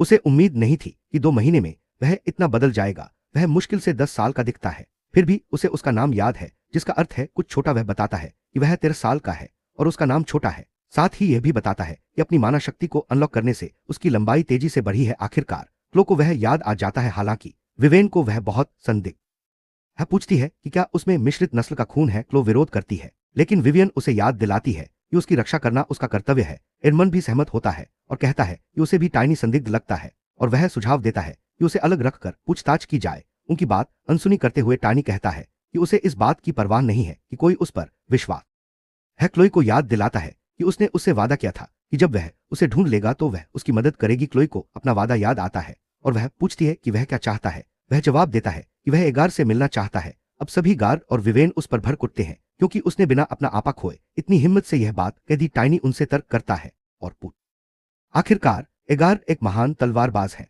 जो महाद्वीप के 7 सबसे शक्तिशाली योद्धाओं में से एक है और विनाशकारी शक्ति और आभा का उपयोग करने की क्षमता रखते हैं। क्लो मुस्कुराते हुए जवाब देती है और कहती है कि उसके पिता को तलवारबाज कहलाने में शर्म आएगी, क्योंकि उन्हें हाल ही में महाद्वीप के सबसे शक्तिशाली योद्धाओं में से एक के रूप में मान्यता मिली है।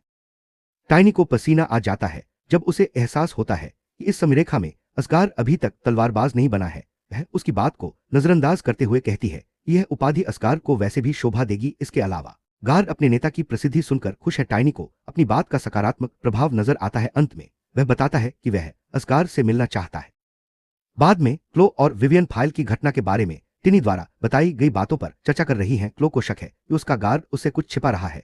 विवियन उसे आश्वस्त करती है कि उसने टिनी के कहे अनुसार सब कुछ बताया है। टाइमन एक काला जादूगर था और उसके पीछे कोई मास्टरमाइंड था। क्लो इस बात से सहमत है कि उसकी गवाही उन्हें असली मास्टरमाइंड तक पहुंचा सकती है।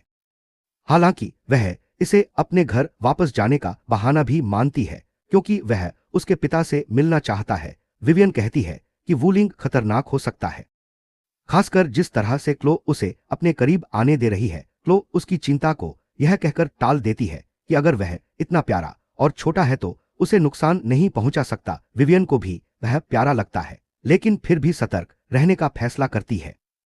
फिर क्लोई टाइनी के बारे में पूछती है। विवेन जवाब देती है कि उसे एडमंड ले गया है, जिसने दावा किया कि उससे कोई काम है। क्लोई सोचती है कि एडमंड का उससे क्या काम हो सकता है। अचानक वॉलिंग उसकी गोद से गायब हो जाती है। इसी बीच एडमंड डार्क मेज के बारे में जानकारी होने का बहाना बनाकर टाइनी को अपने साथ ले जाता है। इसके बजाय वह उसे अपनी हद में रहने की सीख देता है। टाइनी उसकी बात बीच में ही काट देता है और सीधे मुद्दे पर आ जाता है। वह उस काले जादूगर के बारे में जानना चाहता है। एडमंड बताता है कि उसे उस काले जादूगर के बारे में कुछ नहीं पता, यह तो बस टाइनी को वहां लाने का बहाना था। वह उसे कुछ तमीज सिखाना चाहता है।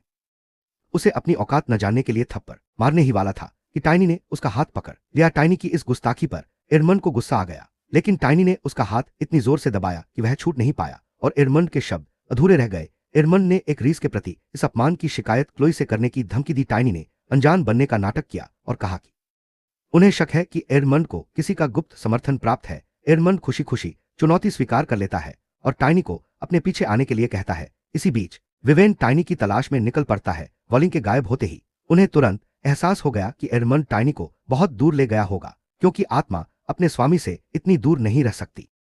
प्रार्थना करते हुए तेजी से आगे बढ़ती है ताकि समय रहते टिनी तक पहुंच सके। इस बीच एडमंड मुस्कुरा रहा है, यह सोचकर कि शायद वह आखिरकार लड़के को सबक सिखा पाएगा। टिनी अभी भी उबा हुआ लग रहा है। एडमंड उसे ल्यूपस परिवार के मुख्यालय ले जाता है। उन्हें उसे तुरंत पहचान लेते हैं और पूछते हैं कि वह अचानक क्यों आया है। वे सोचते हैं कि वह रिश्वत के तौर।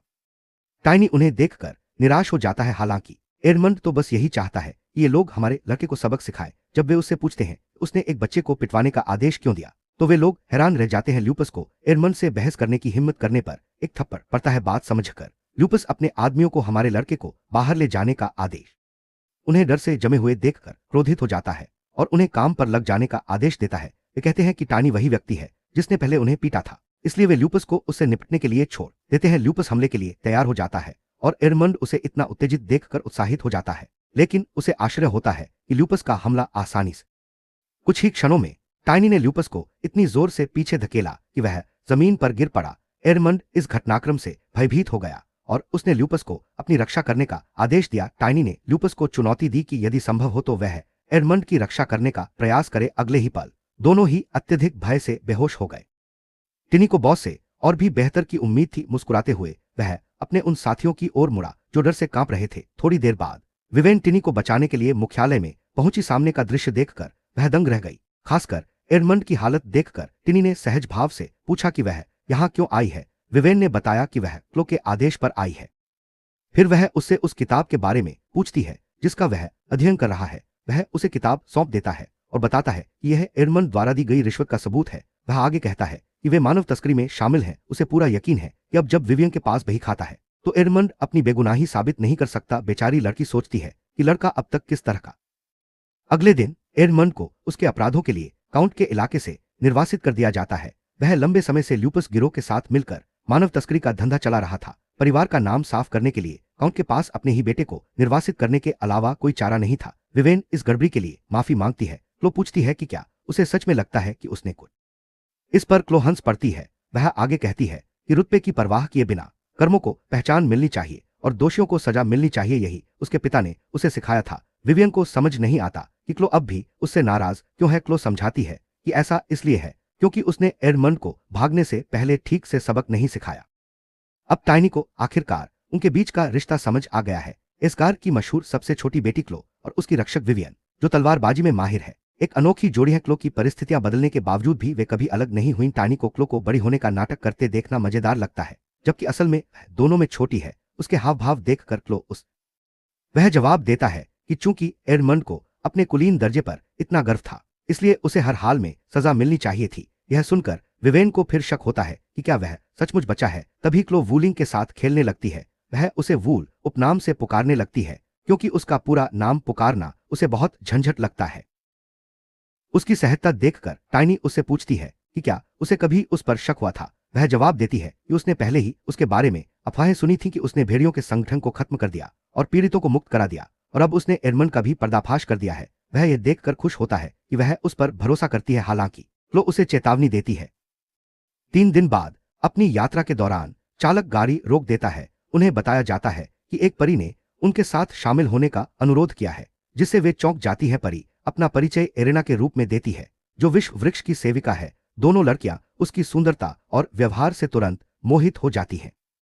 दूसरी ओर हमारा लड़का तुरंत सच्चाई पहचान लेता है। एरेना वास्तव में 5 चक्रों वाला एक काला जादूगर है। हमारे लड़के की दुनिया में कल्पित बौने परियों के वंशज हैं और आमतौर पर पश्चिम में स्थित एल्फेनहाइम में रहते हैं। अजरान साम्राज्य वाले मध्य क्षेत्र में उन्हें देखना बेहद दुर्लभ है। अपनी सुंदरता के अलावा एल्फ शांतिप्रिय और दयालु स्वभाव के लिए जाने जाते हैं। यही कारण है कि एक एल्फ को पंचप्रिक्रमा वाली डार्क मेज के रूप में देखकर इतना हैरान है। एरेना क्लो को समझाती है कि वह उत्तर में स्थित वेयरबीस साम्राज्य की ओर जाते हुए वेलेंटिनो क्षेत्र से गुजर रही है। वह पूछती है कि क्या उन्हें उसके गंतव्य को लेकर कोई चिंता है, क्योंकि साम्राज्य और क्लोई इस चिंता को नजरअंदाज कर देती है। इसके बजाय वह जानना चाहती है कि एरेना इतनी दूर यात्रा क्यों कर रही है। एरेना बताती है कि यह उसके प्रशिक्षण के लिए है। क्लोई तुरंत समझ जाती है कि वह एक कुलीन योद्धा बनने का प्रशिक्षण ले रही है। एरेना इसकी पुष्टि करती है, लेकिन वह आत्मा के स्वामी को खोजने में कहीं अधिक रुचि रखती है। क्लोई बताती है कि वालिंग वास्तव में उसे देखकर वह कहती है कि किसी इंसान जैसे आत्मा प्रभु से मिलना कितना दुर्लभ है। वहीं टाइनी को पहले ही समझ आ गया है कि वह वही मेहमान है जिसका टायोन इंतजार कर रहा था। उसे उम्मीद नहीं थी कि वह इतनी शक्तिशाली होगी। चूंकि वह अभी उससे मुकाबला नहीं कर सकता, इसलिए वह पूरी तरह से विस्मय में होने का नाटक करता है, मानो वह पहली बार किसी एल्फ को देख। दोनों लड़कियां उसे इस तरह व्यवहार करते देख हैरान हो जाती हैं। उसे एहसास हो जाता है कि वे उसकी चाल में नहीं फंस रही हैं। लेकिन अच्छी बात यह है कि एरेना वुलिंग की असली शक्ति को महसूस नहीं कर सकती। स्वामी होने के नाते केवल वही इसकी पूरी क्षमता जानता है। इतनी शक्तिशाली जादुई शक्ति को इतनी कुशलता से छिपाने की एरेना की क्षमता पर उसे कोसता भी है। इसी बीच वह उसके शरीर से निकलती हुई माना ऊर्जा को देख सकता है। यह उसे आर्गन द्वारा उसे दी गई माना ऊर्जा को समझने और विभिन्न प्रकारों में अंतर करने की शिक्षा की याद दिलाता है। यह शिक्षा उसने अपने पिछले जीवन में लगभग अनसुनी कर दी थी। एरेना जैसी प्रतिद्वंद्वी के विरुद्ध अपनी स्थिति को बेहतर ढंग से समझने के लिए वह सभी की सापेक्षिक शक्ति का आकलन करना शुरू कर देता है। उनके पास फिलहाल 12 तीसरे चरण के विशेषज्ञ रैंक के शूरवीर और एक चौथे चरण का ब्लेड रैंक का शूरवीर है। विवेन का जिक्र करते हुए, असल में एक जादूगर के पास जितने मंडल होते हैं वह एक माना उपयोगकर्ता के चरणों के बराबर होता है। चूंकि उनके पास चौथे चरण का योद्धा है, इसलिए उन्हें अखाड़े को हराने के लिए उसी चरण के 5 लोगों की आवश्यकता होगी। दूसरे शब्दों में कहें तो उसे हराने के लिए 100 कमजोर लोगों की जरूरत होगी। वह समझता है कि उसे हराने की योजना बनानी होगी, जिसका मतलब है कि जब वह बेखबर हो तब हमला करना। इसके अलावा उसके पास एक गुप्त हथियार भी है। अगले ही पल वॉलिंग क्लो की गोद से कूदकर विवियन की गोद में चला जाता है। एरेना वॉलिंग की क्यूटनेस की तारीफ करती है और पूछती है कि टाइनी उससे पूछता है कि क्या वह पक्का है, और वह तुरंत मान जाती है। लेकिन इससे पहले कि वह उसे पकड़ पाए, वॉलिंग एक विशाल भेड़िए में बदल जाता है। वह तुरंत खुद को बचाने के लिए एक ढाल बना लेती है और ठीक उसी क्षण विवियन उसकी बगल में वार करती है। उससे निकलती काली ऊर्जा को देखकर सभी शूरवीर चौंक जाते हैं। एक काली जादूगरनी के रूप में उसकी पहचान आखिरकार। वह सोचती है कि उन्हें यह कैसे पता चला। दूसरी ओर क्लो को खुशी है कि उसने हमारे लड़के पर भरोसा किया। कुछ समय पहले उसने वॉलिंग का इस्तेमाल करके उसे एरेना के एक डार्क मेज होने की पहचान बताई थी। वह विवेन की मदद चाहता था, लेकिन क्लो ने कहा कि वह मुश्किल स्थिति में है क्योंकि इससे साम्राज्य के लिए समस्याएं खड़ी हो सकती हैं। टाइनी ने समझाया कि फिली की उसने उससे कहा कि वह इस पर अपनी जान दांव पर लगा रहा है। इसीलिए वॉलिंग भी विवेन की गोद में कूदकर उसे सब कुछ समझाने लगा। वर्तमान में एरेना उनसे वापस लौट आती है। विवेन गुस्से से बड़बड़ाती है क्योंकि वह अपने दिल को चूक गई थी। एरेना तुरंत अपने चारों ओर एक कवच बना लेती है। विवेन अपने शूरवीरों को क्लो की रक्षा के लिए हमला करने का आदेश देती है और टाइम हालांकि उसका कवच उसे पीछे धकेल देता है। एरिना अपनी जादुई शक्तियों से शूरवीरों और विवेन पर हमला करती है। स्पष्ट रूप से इस बात से नाराज है कि उन्होंने उसकी पहचान जान ली है। टानी उसका मजाक उड़ाते हुए कहता है कि उसके काले जादू की दुर्गंध उसकी नाक में चुभ रही है। इस गड़बड़ी के लिए खुद को जिम्मेदार मानते हुए एरिना क्रोधित होकर अपनी हथेलियों के बीच एक क्षण बाद एक भीषण विस्फोट होता है।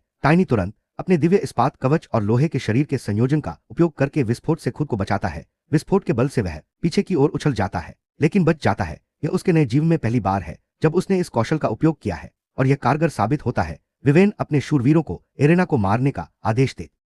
एरेना गुस्से में आकर उन पर फिर से काले जादू से हमला करती है। टाइनी वुलिंग पर सवार होकर आगे बढ़ती है। टाइनी अपना हथियार टाइनी की ढाल पर मारती है। जब एरिना उसके हमले से विचलित होती है तभी विवेन और उसका योद्धा पीछे से हमला कर देते हैं। एरिना उन्हें धमकी देती है कि पहले तो वह सिर्फ टाइनी को मारना चाहती थी, लेकिन अब वह उन सबको खत्म कर देगी। विवेन उसे चुनौती देती है और कहती है कि वे ऐसा नहीं होने देंगे। जैसे ही वह ढाल पर दोबारा वार करती है, टाइनी भी एक और हमला करती है, लेकिन दोनों को एक बार फिर पीछे धकेल दिया जाता है। उन्हें एहसास होता है कि यही उनका आखिरी मौका है, लेकिन उसकी ढाल अभी भी सुरक्षित है। एरेना भी समझ जाती है कि उसे अब पूरी ताकत लगानी होगी और परिणामों की चिंता बाद वह अपने जादू से जमीन में जबरदस्त गड़गड़ाहट पैदा करती है। विवियन यह देखकर भयभीत हो जाती है कि हमला सीधे क्लो पर किया जा रहा है। वह तुरंत क्लो के सामने कूदकर उसे रोकने की कोशिश करती है और सबको हिम्मत बनाए रखने के लिए चिल्लाती है। अचानक वह यह देखकर दंग रह जाती है कि लगातार अग्नि हमलों के बावजूद टाइनी सीधे एरिना की ओर बढ़ रही है। असल में टाइनी अपने दिव्य स्टील कवच का इस्तेमाल करके खुद को आग की लपटों से बचा रहा है। उसकी एक क्षमता और गुप्त विकास कौशल दोनों में काफी सुधार हुआ है। वह विवेन को अब हमला करने का इशारा करता है और फिर से ढाल पर वार करता है, उसे जितना हो सके कमजोर करने के लिए दृढ़ संकल्पित है। दोनों फिर से हमला करते हैं। टाइनी एरिना की ढाल में दरार देखकर बेहद, लेकिन कुछ ही क्षणों में एक और धमाका पूरे इलाके को हिला देता है, जिससे वे दोनों जबरदस्त ताकत से पीछे की ओर गिर पड़ते हैं। हालांकि एरिना स्पष्ट रूप से घायल और थकी हुई है, लेकिन इस सफल हमले से समूह का हौसला बढ़ जाता है। वे उस पर दबाव बनाने के लिए वापस हमला करते हैं और विवेन विपरीत दिशा से आकर दूरी कम करने की कोशिश करती है। एक एल्फ पर हमले की प्रचंड शक्ति देखकर विवेन स्तब्ध रह जाती है, यह सोचकर कि जादूगर के पास कितनी शक्ति बची होगी। तभी टाइनी आग के बीच से सीधे आगे बढ़ता है और उसे चौंका देता है। अपने कवच से खुद को और अपने साथी को बचाते हुए वह एरिना के ठीक सामने पहुंच जाता है और अगले ही पल उस पर हमला कर देता है। यह समझते हुए कि एरिना अंततः पीछे हटने का प्रयास कर रही है, विवेन अपने शूरवीरों को काम पूरा करने का आदेश देती है। लेकिन घिरी हुई जादूगरनी एक हताश अंतिम उपाय का सहारा लेती है। अपनी जादुई शक्ति को बढ़ाने के लिए वह अपने प्राणों का बलिदान कर देती है। जैसे ही वह सब कुछ जलाकर राख करने के लिए एक विशाल अग्नि मंत्र छोड़ने की तैयारी करती है, युद्ध क्षेत्र में आसन्न विस्फोट क्षेत्र से पीछे हटते हुए टाइनी को एहसास होता है कि नाइट्स पूरी तरह से थक चुके हैं और अब टाइनी को ही उनकी शक्ति को हमेशा के लिए निष्क्रिय करने का रास्ता खोजना होगा। वह क्लो को पुकारता है और कहता है कि उसने उसे काफी समय दे दिया है, अब उसका मौका है। क्लो अपनी शक्ति एकत्रित करती है जबकि विवेन पहरा देती है। अगले ही पल क्लो मंत्रोच्चार करने लगती है। क्लो के पास पवित्र शक्ति है जो आमतौर पर वर्षों की तपस्या और दिव्य आशीर्वाद के बाद ही प्राप्त होती है। सामान्यतः किसी व्यक्ति को पुजारी बनने का अधिकार अर्जित करना पड़ता है, बपतिस्मा प्राप्त करना पड़ता है और पवित्र शक्ति के उपयोग में महारत हासिल करनी पड़ती है, तभी अंततः वह बुराई को पराजित करने की क्षमता को जागृत कर पाता है, जिन्हें जन्मजात पुरोहित कहा जाता है।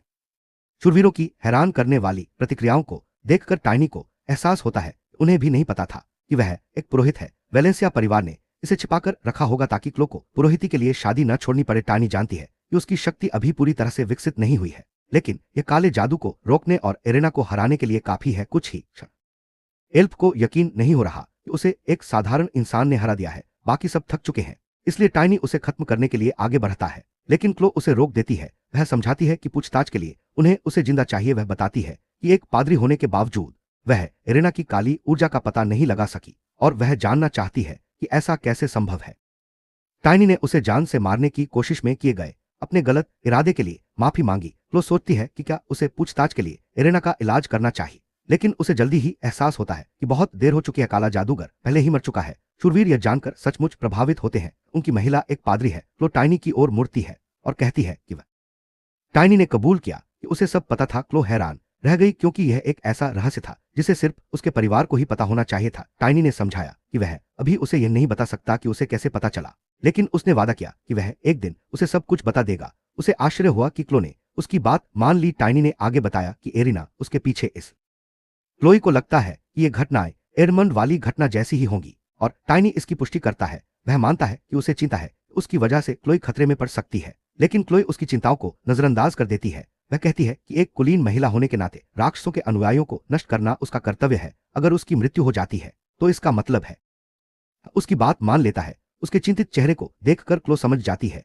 कि शायद वह इस बात को लेकर परेशान है कि क्लो की क्या प्रतिक्रिया होगी। उसे उसका चेहरा प्यारा लगता है और वह कहती है कि आखिरकार वह अपनी उम्र के हिसाब से व्यवहार कर रहा है। विवेन भी बीच में टोकते हुए उसे चिढ़ाने लगती है कि वह कितना प्यारा है। मजाक करते करते क्लो कहती है उन्हें वह निकटतम शहर पहुंचने पर एक औपचारिक रिपोर्ट भेजने का निर्णय लेती है। जब वे टोन के मुख्य द्वार पर पहुंचते हैं तो उन्हें कुछ ऐसा मिलता है जिसकी उन्हें बिल्कुल उम्मीद नहीं थी। टिनी पहले से ही जानता है कि अस्कार उसकी बेटी की परवाह करता है, लेकिन उस आदमी ने नीले पंखों वाले शूरवीरों को उनका स्वागत करने के लिए भेजकर हद ही कर दी।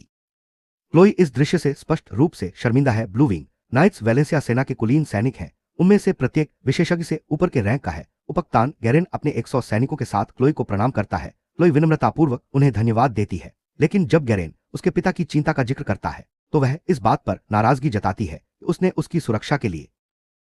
गैरेन उसे याद दिलाता है कि उसके पिता को चिंतित होने का पूरा अधिकार है, खासकर तब जब उस पर एक काले जादूगर ने हमला किया था। वह आगे कहता है कि स्वामी एक आपातकालीन स्थिति में व्यस्त थे, इसलिए वे स्वयं नहीं आ सके। जब क्लो पूछती है कि क्या हुआ तो गैरेन बताता है कि 1.5 महीने पहले परिवार की पुश्तैनी वस्तु टेम्पेस्ट गायब हो गई थी। जब क्लोई इस बारे में बात कर रही थी कि उसके पिता इसे हमेशा अपने पास रखते थे तभी टाइनी को टेम्पेस्ट की असलियत समझ आ गई। उसने इशारों में क्लोई से पूछा कि क्या यह खानदानी चीज कोई जादुई वस्तु है। क्लोई पूरी तरह से आश्वस्त नहीं थी, क्योंकि टेम्पेस्ट के रहस्य केवल परिवार के मुखिया को ही पता होते हैं। उसने बस यही मान लिया कि यह कोई शक्तिशाली जादुई वस्तु है, लेकिन वह समूह को बताता है कि उसे ठीक ठीक पता है कि वह चीज कैसे गायब हुई। सब लोग दंग रह जाते हैं। उन्हें वही सब कुछ समझाने के बजाय वह स्वयं स्वामी से मिलने की मांग करता है और जोर देकर कहता है कि वह उन्हें सीधे सब कुछ समझाएगा। टाइनी की बात सुनकर गैरेन सोचता है कि आखिर यह लड़का कौन है। शूरवीर उसे बताते हैं कि टाइनी ने उस काले जादूगर को हराने में। जब गैरेन को पता चलता है कि टाइनी विशेषज्ञ रैंक के करीब है, तो वह पूरी तरह से हैरान हो जाता है। यहां तक कि 7 महान योद्धा भी इतनी कम उम्र में उस स्तर तक नहीं पहुंच पाए थे। यह तो किसी प्रतिभाशाली व्यक्ति के बस की बात नहीं है। गैरेन उसे अपनी टीम में शामिल करने के लिए पहले से ही उत्साहित है, लेकिन तभी उसे अचानक याद आता है कि उसने यह नाम कहां सुना था। हाल की घटना के बारे में चिट्ठी भेजने वाली टाइनी ही थी। क्लोई अपने गृहनगर लौटकर बेहद खुश है। चारों ओर फैले बकाइन के खेत को देखकर टाइनी उससे पूछती है कि क्या उसे फूल पसंद है। क्लोई हाँ कहती है और बताती है कि उसके माता पिता को ये फूल इतने प्यारे हैं कि बचपन में उन्होंने उसका नाम बकाइन रख दिया था। विवेन बताती है कि असगार अपनी पत्नी से कितना प्यार अपने पिछले जीवन में असगार के अंतिम शब्द इस बात की याद दिलाते थे।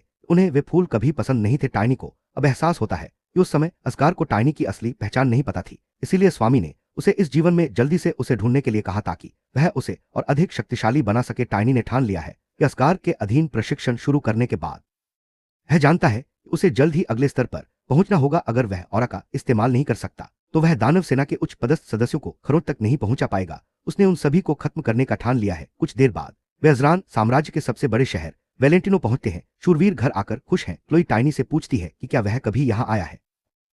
इससे पहले कि वह उनसे स्पष्टीकरण मांग पाती, उसके पिता उसे गले लगाने के लिए दौड़ पड़े। क्लो ने उन्हें चकमा दिया और उन्हें मुंह के बल जमीन पर गिरा दिया। उसने उन्हें डांटते हुए कहा कि वे अपनी प्रतिष्ठा बनाए रखें और इतनी परेशानी पैदा करने के लिए शूरवीरों से माफी मांगे। सरदार ने तुरंत खुद को संभाला और अपनी बेटी को सुरक्षित वापस लाने के लिए अपने शूरवीर। आखिरकार उसकी नजर टाइनी पर पड़ती है और वह पूछता है कि वह कौन है। क्लो उसे याद दिलाती है कि टाइनी का जिक्र उसकी उस रिपोर्ट में था जिसमें काले जादूगरों के बारे में महत्वपूर्ण जानकारी थी। लॉर्ड माफी मांगते हुए कहता है कि आजकल वह बहुत व्यस्त है। तभी सभी को चौंकाते हुए टाइनी लॉर्ड को बताता है कि उसे टेम्पेस्ट का ठिकाना पता है। यह सुनकर लॉर्ड उसे चेतावनी दे लड़के पर अपनी आत्मिक शक्ति का प्रयोग करता है। टाइनी को एहसास होता है कि स्वामी अभी तक तलवारबाज के स्तर तक नहीं पहुंचा है। वह हाल ही में एक कुशल आभा उपयोगकर्ता बना है। टाइनी को अपने पुराने साथियों एस्टिना जो आभा विशेषज्ञ बन गई थी और जेरिक जो उसके करीब था की याद आती है। टाइनी अपने पिछले जीवन में एकत्रित आत्मिक ऊर्जा का उपयोग करके आसानी से टाइनी पूछता है कि क्या स्वामी सचमुच चाहते हैं कि वह सबके सामने सब कुछ बता दे। क्लो तुरंत उसकी ओर से माफी मांगती है, यह सोचकर कि बच्चा होने के नाते उसे इतनी समझ नहीं है। हालांकि असगार समझ जाता है कि टाइनी को ठीक ठीक पता है कि वह क्या कर रहा है। वह उससे अकेले में बात करना बेहतर समझता है। जब वे आखिरकार अकेले होते हैं तो असगार सीधे मुंह टाइनी बताता है कि उसके पास इस बारे में एक सिद्धांत है। असगार को संदेह होता है, लेकिन वह उसका अनुमान सुनना चाहता है। टाइनी जानता है कि टेम्पेस्ट अस्तित्व में मौजूद कुछ उच्चस्तरीय कलाकृतियों में से एक है। वह जानता है कि इसके नाम का अर्थ समय या अवसर होता है। बात को घुमा फिराकर न करते हुए वह असगार की आंखों में देखता है और सीधे मुद्दे पर आता है। उसकी बात समझकर असगार और अधिक जानकारी मांगता है। टाइनी आने वाली आपदा के बारे में बताता है जो 20 साल बाद घटित होने वाली एक भीषण घटना है। आने वाली भयावहता को सुनकर असगार को एहसास होता है कि यह कोई मनगढ़ंत कहानी नहीं है। वह विशेष रूप से इस बात से हैरान होता है कि टाइनी को विश्व वृक्ष के रक्षकों बौनों के सबसे शक्तिशाली हथौड़े और ओर्क्स उसके पिछले जन्म के साथी थे। एस्गार ने अंततः पुष्टि की कि टेम्पेस्ट वास्तव में किसी को समय में पीछे भेज सकता है, लेकिन केवल एक शक्तिशाली व्यक्ति की जीवन शक्ति का बलिदान करके। जब उसने पहली बार उस कलाकृति को विरासत में प्राप्त किया तो उसे इसके उपयोग के खतरों के साथ साथ इसके कार्य के बारे में भी बताया गया था, लेकिन उस समय उसे वास्तव में विश्वास नहीं था। अब वह सच्चाई को स्वीकार कर लेता है। उसने सचमुच टाइनी को वापस भेज दिया था। हालांकि वह मानता है कि उसे अपने भविष्य के फैसलों पर संदेह है और वह सोचता है कि उसने टाइनी जैसे व्यक्ति को इतना बड़ा बोझ क्यों सौंपा। यह सुनकर टाइनी पूरी तरह से स्तब्ध रह जाता है। असगार को एहसास होता है कि वह उस कलाकृति का उपयोग स्वयं पर करके समय में वापस जा सकता था। अपनी प्रतिष्ठा, अनुभव और भविष्य के ज्ञान के बल पर वह आसानी से एक विशाल सैन्य बल तैयार कर सकता था, जिससे दानव स्वामी की सेना को उसके शुरू होने से पहले ही कुचल दिया जाता। उसे बस यह समझ नहीं आ रहा कि उसके भविष्य के स्वरूप ने स्वयं जिम्मेदारी लेने के बजाय टाइनी को क्यों चुना। टाइनी भी असमंजस में है। टाइनी ईमानदारी से जवाब देता है कि भविष्य के एगार को ठीक से पता था कि उसने उसे क्यों चुना। उस समय टाइनी को लगा कि असगार पागल हो गया है। असगार ने उसकी बात मान ली, लेकिन साथ ही यह भी कहा कि उसे ठीक से पता नहीं था कि टाइनी को कितने समय पहले भेजा जाएगा। टाइनी यह जानकर दंग रह गया कि अस्कार ने समय यात्रा की एक ऐसी युक्ति का इस्तेमाल किया जिसकी सीमाओं को वह पूरी तरह से नहीं समझ पाया था। अस्कार ने समझाया कि उसने इसका इस्तेमाल। जैसे ही टाइनी इस बात को समझने की कोशिश करता है, उसके चेहरे पर उदासी छा जाती है, क्योंकि उसे अचानक एहसास होता है कि यही वह पल था जब उसकी बहन की मृत्यु हुई थी। उसके बदलते भाव को देखकर एगार हिचकिचाते हुए पूछता है कि क्या उसे वहां भेजकर उसने कोई गलती की थी, लेकिन टाइनी बस अपना सिर हिला देता है। वह समझता है इसमें भगवान की कोई गलती नहीं है, लेकिन भगवान को एक और बात की पुष्टि करनी है और वे पूछते हैं कि क्या टिनी कोई और सबूत दे सकता है, ऐसा कोई निर्णायक सबूत जिस पर अविश्वास करना असंभव हो। अनुरोध की गंभीरता को समझते हुए टिनी अपना जवाब तैयार करता है। वह एगार को बताता है कि क्लो का नाम लिलाक है, जो उसकी मां के पसंदीदा फूल से लिया गया है। अस्कार ने बताया कि सबको इस बात का पता है, तो टाइनी ने एक चौंकाने वाला खुलासा किया। असल बात यह थी कि अस्कार को खुद उन फूलों से नफरत थी। यह सुनकर अस्कार जोर से हंस पड़ा। उसने मान लिया कि टाइनी सच कह रही है। उसमें कभी हिम्मत नहीं हुई कि वह अपनी पत्नी को बता सके कि उसे वे फूल कितने बुरे लगते हैं, और अब जब वह चली गई है तो बताने का कोई मतलब ही मन बड़बड़ाता है, रोने और खुश होने के बीच फंसा हुआ है, क्योंकि उसे इस भयावह भविष्य को स्वीकार करना ही होगा। टाइनी को बस इस बात की खुशी है कि उस पर विश्वास किया गया है। हालांकि वह देखता है कि युवा एगार का स्वभाव काफी गुस्सैल है। अचानक स्वामी अपने एक शूरवीर रॉयर को बुलाता है। एगार टाइनी को यह समझाकर चौंका देता है कि भले ही उसके भविष्य के रूप है टाइनी से उस प्रतिभा को दिखाने की मांग करता है जिसे उसके भावी रूप ने इतनी सराहा था। टाइनी जोश से भर जाता है, खुद को साबित करने के लिए तैयार। हालांकि जैसे ही वे बाहर निकलते हैं, उसे एहसास होता है दरअसल भगवान का इस तरह उसकी प्रतिभा की परीक्षा लेना काफी अनुचित है, खासकर तब जब भावी एगार ने ही उसे सबसे पहले जल्दी आने और उसे ढूंढने के लिए से चिढ़ाने के लिए। टाइनी ने बड़े चाव से पूछा कि क्या भगवान भविष्य के बारे में कुछ जानना चाहते हैं। स्वाभाविक रूप से उसे उम्मीद थी कि जवाब हाँ होगा, लेकिन टाइनी तब हैरान रह गया जब भगवान ने जवाब दिया कि उन्हें उसके निजी भविष्य में जरा भी दिलचस्पी नहीं है, उन्हें केवल आने वाली विपत्ति की चिंता है। उन्होंने टाइनी को सख्ती से मना किया कि वह उन्हें पूरा यकीन है कि क्लोई को अपनी चुनौतियों का सामना करना पड़ेगा और वे नहीं चाहते कि टाइनी उसे आगे बढ़ने के अवसर से वंचित करे। टाइनी सहजता से स्वीकार करता है कि वास्तव में वह एगार या क्लोई के बारे में ज्यादा कुछ नहीं जानता। उस समय वह अपने जीवन में संघर्ष कर रहा था, इसलिए उसके पास उनके निजी जीवन पर ध्यान देने का समय नहीं था। एगार पर इसके जवाब में टाइनी बताता है कि वह लोगों को प्रभावित करने वाली बड़ी हलचलों और उथल-पुथल से कम काफी हद तक अवगत है। जब टाइनी पूछता है कि वह और क्या जानना चाहता है, तो स्वामी समझाता है कि टाइनी ने केवल कुछ ही लोगों का जिक्र किया है। वह जानना चाहता है कि इस बीच क्या हुआ। जब टाइनी को कुछ समझ नहीं आता, तो एगर तय करता है कि उसे लड़के को। बाद में जब स्वामी ने टाइनी द्वारा दी गई जानकारियों को देखा, तो उनका चेहरा उतर आया। वे स्पष्ट रूप से इस बात से नाखुश थे कि आने वाली 10 बड़ी आपदाओं में से टाइनी को केवल निराशाजनक रूप से कम जानकारी ही याद थी। टाइनी ने घबराकर अपनी जानकारी की कमी का कारण बताया और स्वीकार किया कि उसकी अधिकांश जानकारी सुनी सुनाई बातों, अफवाहों और उसके साथियों द्वारा बात। भगवान की प्रतिक्रिया देखकर टाइनी चाहता है कि काश वह जल्दी बड़ा हो जाता ताकि अस्कार उसे बराबरी का दर्जा दे। अस्कार ने गौर किया कि टाइनी ने जो एकमात्र उपयोगी जानकारी दी थी वह थी भविष्यवक्ता की भविष्यवाणी, जिसमें एक योद्धा और एक संत के युद्ध समाप्त करने की बात कही गई थी, यह मानते हुए कि ये लोग अब तक लगभग 20 वर्ष के हो चुके होंगे। भगवान ने उन्हें। टाइनी घबराते हुए कहता है कि शायद उनका जन्म भी नहीं हुआ है, यही आखिरी हद होती है। अस्कार पूरी तरह से निराश हो जाता है और टाइनी को बिल्कुल बेकार कहता है। जब बटलर बताता है कि उसने रॉयर को बुलाया है, तो अस्कार अपना इरादा बदल लेता है और उसे रॉयर की जगह ड्रेक्सलर को लाने को कहता है। वह चाहता है कि ड्रेक्सलर टाइनी को सबक सिखाए। नतीजतन हमारा ड्रेक्सलर उसका अभिवादन करता है, लेकिन जब लॉर्ड उसे टाइनी के कौशल का परीक्षण करने के लिए कहता है, तो वह स्पष्ट रूप से भ्रमित हो जाता है। वह एक छोटे से अस्तित्व संबंधी संकट में डूबने लगता है, यह सोचकर कि कहीं उसका पदावंती तो नहीं हो रही है। उसके इन निराशाजनक विचारों को एगार की आवाज से विराम मिलता है, जो उसे अपने अभ्यास सत्र के दौरान टाइनी को ध्यान से। जैसे ही वह टाइनी की शक्ति को देखता है, वह दंग रह जाता है। टाइनी पहले ही दूसरे चरण में पहुंच चुका है और लगभग विशेषज्ञ रैंक पर है। हालांकि टाइनी देखने में 10 साल से ज्यादा का नहीं लगता, फिर भी उसका ध्यान कहीं और है। वह उस कारीगर के बारे में सोच रहा है जिसने उसका हथियार बनाया है। उसे वह पसंद है जब वह पहले से ही कुछ बड़ा और बेहतर पाने के साथ। वह टाइनी को चेतावनी देता है कि अगर उसने ध्यान नहीं दिया तो भगवान अपने सारे वादे भूल जाएंगे। फिर अस्कार ड्रेक्सलर से कहता है कि वह संकोच न करे, उसे बस यह सुनिश्चित करना है कि वह बच्चे को जान से न मार दे। वह टाइनी की ओर मुड़ता है और अपनी बात स्पष्ट करता है। वह भविष्य का वह रूप नहीं है जिसने वे वादे किए थे। वर्तमान अस्कार को उसकी मदद करने से पहले उसकी वास्तविक क्षमता देखनी होगी। टाइनी पूछता है कि क्या जीतने के लिए उसे वास्तव में ड्रेक्सलर को हराना होगा। लॉर्ड शर्त समझाता है टाइनी को जीत हासिल करने के लिए उस रात केवल एक ही वार करना होगा। हमारा हीरो आत्मविश्वास भरी मुस्कान के साथ चुनौती स्वीकार करता है। टाइनी अपने हथियार के साथ तैयार है। किनारे से देखते हुए एगार ने ध्यान दिया कि टाइनी अपनी माना शक्ति को किस तरह संभालता है। यह अनोखा है। उसे एहसास हुआ कि टाइनी ने अपनी गुप्त विकास तकनीक से यह तरीका बनाया है जो उसे एक सच्चा प्रतिभाशाली साबित करता है। फिर भी असगार यह समझ नहीं पा रहा था कि उसके भविष्य के स्वरूप ने खुद वापस आने के बजाय टाइनी को क्यों चुना अपने भविष्य के ज्ञान। उसे लगता है कि उसके भविष्य के स्वरूप ने इस लड़के में कुछ खास देखा होगा और वह यह जानने के लिए दृढ़ संकल्पित है कि वह क्या है। वह उन्हें पूरी ताकत से लड़ने का इशारा करता है। टाइनी तुरंत वालिंग को बुलाता है और जब नाइट हिलता नहीं है तो वह खुद पहल करने का फैसला करता है। हालांकि ड्रेक्सलर वालिंग को तुरंत एक आत्मा के रूप में पहचान लेता है, फिर भी उसका यह आत्मविश्वास उस समय तुरंत डगमगा गया जब टाइनी ने बड़ी आसानी से उसके पहले जवाबी हमले को चकमा दे दिया। टाइनी ने तुरंत पलटवार किया, लेकिन यह देखकर कि उसके हथियार से एक खरोंच भी नहीं आई, वह सोचने लगा कि क्या ड्रेक्सलर उन दुर्लभ दुर्जय योद्धाओं में से एक है जो आक्रमण और बचाव दोनों में माहिर है।